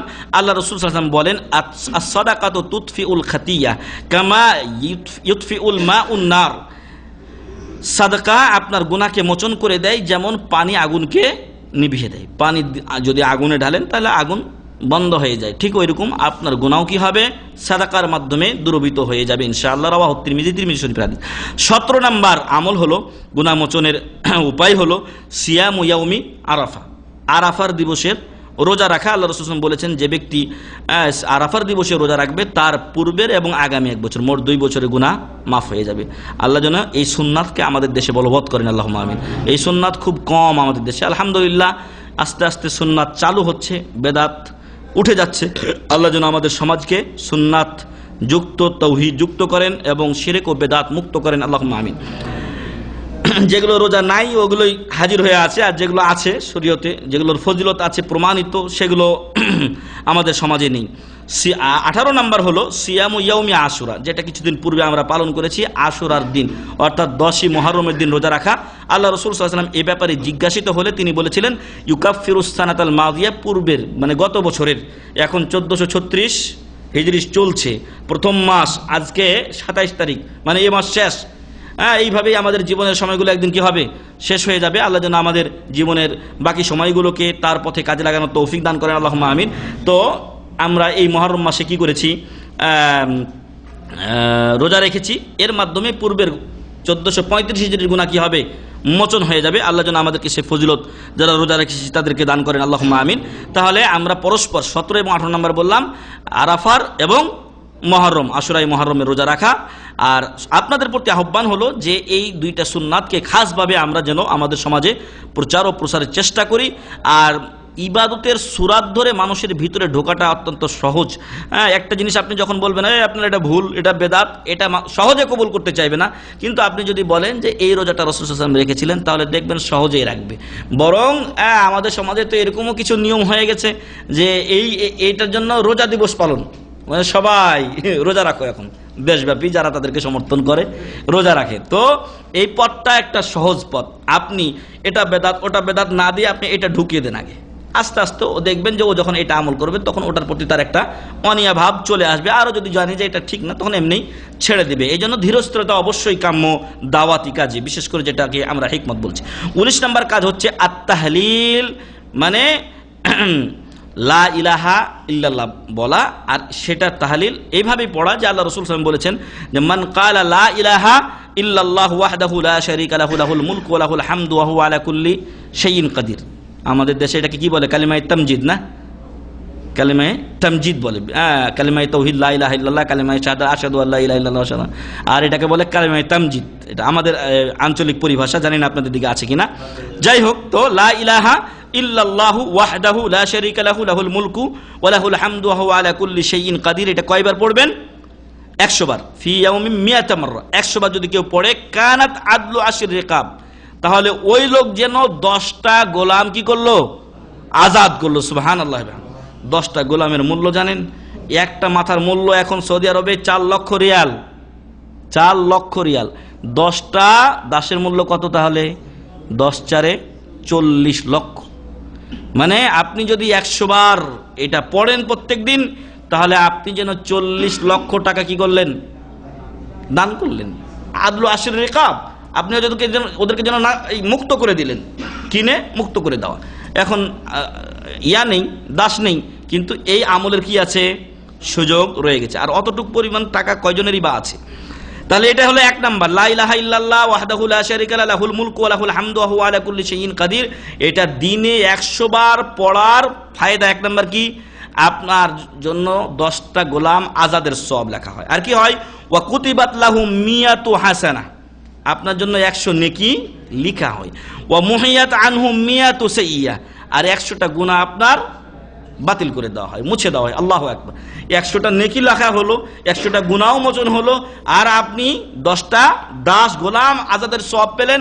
আরো একটা বিষয় আছে এই হাদিসের শেষে, যে ওয়া কানাত লাহু হিরজান মিনাশ শাইতানে ফি যালিকাল ইয়াউম আও কামা ক্বালা রাসূল সাল্লাল্লাহু আলাইহি ওয়াসাল্লাম, এবং ওই দিন শয়তান থেকে বাঁচার জন্য এটা তার রক্ষা কবচ হবে। অনেকে তাবিজ কবজ ইয়া করে বেড়ায়, তাবিজ কবজ খালি বালি, এটা শিরক। আল্লাহ রাসূল সাল্লাল্লাহু আলাইহি ওয়াসাল্লাম এটা নিষেধ করেছেন, এবং এটা ব্যবহার করা ঠিক না। আপনি ওটাকে ত্যাগ করে দিয়ে এটা 100 বার আপনি প্রত্যেকদিন পাঠ করুন, ইনশাআল্লাহ আল্লাহ আপনাকে শয়তানের যাবতীয় ওয়াসওয়াসা থেকে কি করবেন, হেফাজত করবেন। এবং আরো বলা হয়েছে শেষে যে ওই দিন তার চাইতে আর ভালো কেউ আমল করতে পারবে না ইল্লা, কিন্তু ওই লোক ছাড়া যে 200 বার পড়বে, 150 বার পড়বে। আপনি 100 বার পড়েছেন, এই ভাই 150 বার পড়েছেন, আপনার থেকে উত্তম। উনি 150 পড়েছেন, আরেকজন 200 বার পড়েছেন, ওনার থেকে উনি উত্তম। অর্থাৎ এ দিয়েই কি করতে হবে, গ্রেড বাড়াতে হবে। হাদিসটা হচ্ছে বুখারী ও মুসলিমের। 19 নম্বর আমরা বললাম। 20 নম্বর হচ্ছে মুওয়াফাকাতুত তামিন ও তামিনুল মুসাল্লি লিতামিনিল মালায়েকা, মুসাল্লি ব্যক্তি যখন আমিন বলে, যদি ফেরেশতাদের আসমানে আমিন বলার সাথে মিলে যায় তাহলে তার পূর্বের গুনাহ কি হবে? মাফ হয়ে যাবে। আল্লাহ রাসূল সাল্লাল্লাহু আলাইহি ওয়াসাল্লাম বলেন যে ইযা ক্বালা আহাদুকুম আমিন ওয়া ক্বালাতিল মালায়েকাতু ফিস সামাই আমিন, যখন তোমাদের কেউ নামাজে আমিন বলে এবং ফেরেশতারা আমিন বলেন, ফাওয়াফাকাত ইহদাহুমাল উখরা, একজনের সাথে আরেকজনের আমিন বলা কি হয়ে যায়? মিলে যায়। অর্থাৎ আপনি যেইভাবে, যে আওয়াজে, যেইভাবে বলেছেন ঠিক ফেরেশতার সাথে কি হয়েছে? মিল হয়ে গেছে। যতটুকু আপনি উঁচু বলেছেন সেও অতটুকু বলেছে, আপনার আওয়াজের সাথে তার যে কোনো একজন ফেরেশতার সাথে কি হয়েছে? মিলে গেছে। গফিরা লাহু মা তাকাদ্দামা মিন যামবি, ওই লোকের পূর্বের সকল গুনাহ মাফ করে দেওয়া হয়। সুবহানাল্লাহি ওয়া বিহামদিহি, মুত্তাফাকুন আলাইহি। যদিও এই আমিন নিয়ে আমাদের সমাজে মেলা বিভ্রান্তির মাসলা আছে, কিন্তু সহিহ হলো যে জোরের নামাজে, জাহরি সালাতে অবশ্যই জোরেই আমিন বলতে হবে। মুত্তাফাকুন আলাইহি, বুখারী ও মুসলিমের হাদিস। 21 নম্বর হলো ধৈর্য ধারণ করা। আল্লাহ রাসূল সাল্লাল্লাহু আলাইহি ওয়াসাল্লাম বলেন যে কোনো মুসলিমের যখন কোনো ক্লান্তি, ব্যথা, টেনশন এবং কোনো জিনিস না পাওয়ার চিন্তা, শারীরিক কষ্ট, আন্তরিক কষ্ট, অনেক কষ্ট আছে যে শরীরে না, ব্যথা, অন্তরে ব্যথা পাইছে, আমার অন্তর চৌচির হয়ে গেল, মেলা কথা কয় মানুষ, তো এই অন্তরে ব্যথা পাইছে, এরকম যেগুলোই মানুষের হয় মুসলিম ব্যক্তির, হাত্তা শাউকা আল্লাতি ইউশাকুহা, এমনকি একটা কাটাও যদি একজন মুসলিমের গায়ে বিধে আর সে যদি এটাতে কি করে? ধৈর্য ধারণ করে, ইল্লা কাফফারাল্লাহু বিহা মিন খাতায়া, এর বিনিময়ে মহান রব্বুল আলামিন তার গুনাহ কি করে থাকেন? মোচন করে থাকেন। রাওয়াহুল বুখারী, বুখারী শরীফের হাদিস। 22 নম্বর লম্বা হাদিস, মাজালিসুজ যিকর, যেই মাজলিসে আপনারা আমরা বসে আছি, যেখানে কোরআন ও হাদিসের আলোচনা হয়, কোরআন মুখস্থ করা হয়, হাদিসের আলোচনা হয়, হাদিস পড়ানো হয়, এই সকল মজলিসে যারা উপস্থিত হন, আল্লাহ তাআলা শেষে এদেরকে মাফ করে দেন। আজকে আমরা যারা এখানে উপস্থিত আছি, পুরুষ বিভাগে এবং মহিলা বিভাগে, আল্লাহ যেন আমাদের সকলের গুনাহ খাতাগুলো মাফ করে দেন, আল্লাহুম্মা আমিন। হাদিসটা বুখারী শরীফের 6408 নম্বর হাদিস। এটা 22 নম্বর। 23 নম্বর হচ্ছে আসসালাতু আলা নবী সাল্লাল্লাহু আলাইহি ওয়াসাল্লাম, আল্লাহ রাসূল সাল্লাল্লাহু আলাইহি ওয়াসাল্লামের উপরে সালাত ও সালাম পেশ করা। আল্লাহ রাসূল সাল্লাল্লাহু আলাইহি ওয়াসাল্লামকে আপনার উবাই বিন কাব রাদিয়াল্লাহু আনহু বললেন যে, হে আল্লাহ রাসূল সাল্লাল্লাহু আলাইহি ওয়াসাল্লাম, আমি আপনার উপরে বেশি বেশি সালাত ও সালাম পেশ করি।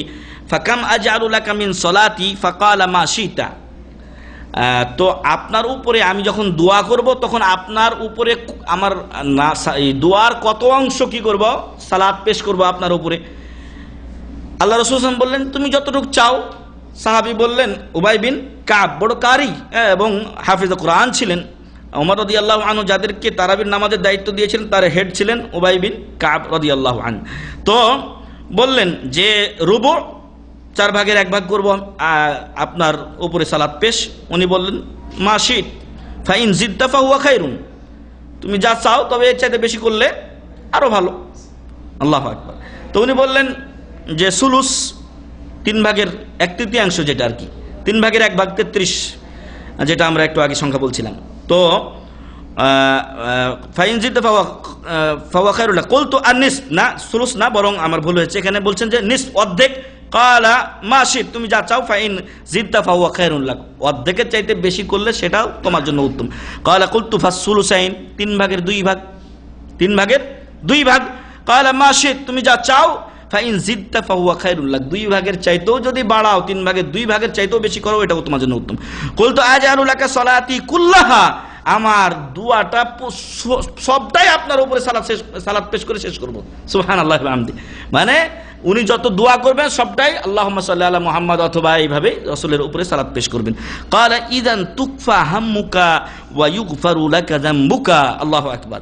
তো আল্লাহ রাসূল সাল্লাল্লাহু আলাইহি ওয়াসাল্লাম বলেন যে যদি তুমি এটা করো তাহলে তোমার চিন্তা, টেনশন এর জন্য যথেষ্ট হবে, মানে চিন্তা দূর হয়ে যাবে, তোমার গুনাহ আল্লাহ মাফ করে দিবেন। সুবহানাল্লাহি ওয়া বিহামদিহি। সুনানে তিরমিজির হাদিস নাম্বার 2381।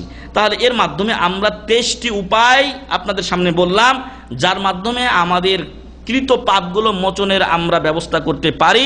মহান রব্বুল আলামিনের কাছে দোয়া করি আল্লাহ যেন এগুলো আমাদেরকে অহরহ করে বিশেষ করে যেগুলো আমরা সুবহানাল্লাহ, আলহামদুলিল্লাহ, আল্লাহু আকবারের কথা বললাম, লা ইলাহা ইল্লাল্লাহ, সুবহানাল্লাহ ওয়া বিহামদি, এগুলো তো আমরা প্রতিনিয়ত করতে পারি।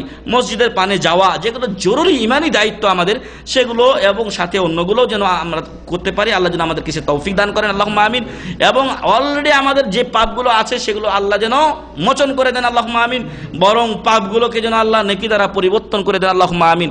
কিয়ামতের দিন আমাদের পাপের জন্য আল্লাহ যেন আমাদেরকে নিন্দিত না করেন, আমাদেরকে যেন বিপদে পড়তে না হয়, আল্লাহ যেন আমাদের সেই ব্যবস্থা করেন, আল্লাহুম্মা আমিন। আল্লাহ তাআলা তুমি আমাদের গুনাহ খাতা মাফ করে দাও, আল্লাহুম্মা আমিন। আল্লাহ তাআলা আমরা যারা উপস্থিত আছি তাদেরকে তুমি সুস্থ রাখো, আল্লাহুম্মা আমিন। আল্লাহ আমাদের বিপদ আপদ দূর করুন, আল্লাহুম্মা আমিন। মহান রব্বুল আলামিন যেন আমাদের সকলকে জান্নাতুল ফেরদাউস নসিব করেন, আল্লাহুম্মা আমিন। আমাদের মধ্যে যার যে সমস্যা আছে আল্লাহ যেন সেটা দূর করে দেন, আল্লাহুম্মা আমিন। আমাদের অনেক আত্মীয় স্বজন কবরে আছেন, আল্লাহ যেন তাদের কবরকে জান্নাতের টুকরা বানিয়ে দেন, আল্লাহুম্মা আমিন। কোনো ভুল ত্রুটির কারণে কারো শাস্তি হয়ে থাকলে আল্লাহ যেন সেটা মোচন করে দেন, আল্লাহুম্মা আমিন। ওয়া আখির দাওয়ানা আলহামদুলিল্লাহি রাব্বিল আলামিন।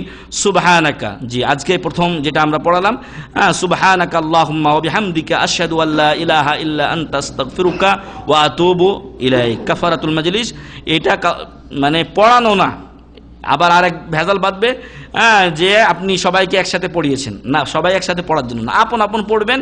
তবে আমি শুনাইলাম যাতে যারা না জানেন মনে মনে পড়ে নেন। আল্লাহ যেন আমাদের সকলকে ক্ষমা করেন, আমিন। ওয়া আখিরু দাওয়ানা আলহামদুলিল্লাহি রাব্বিল আলামিন। ওয়াসসালামু আলাইকুম ওয়া রাহমাতুল্লাহি ওয়া বারাকাতুহু।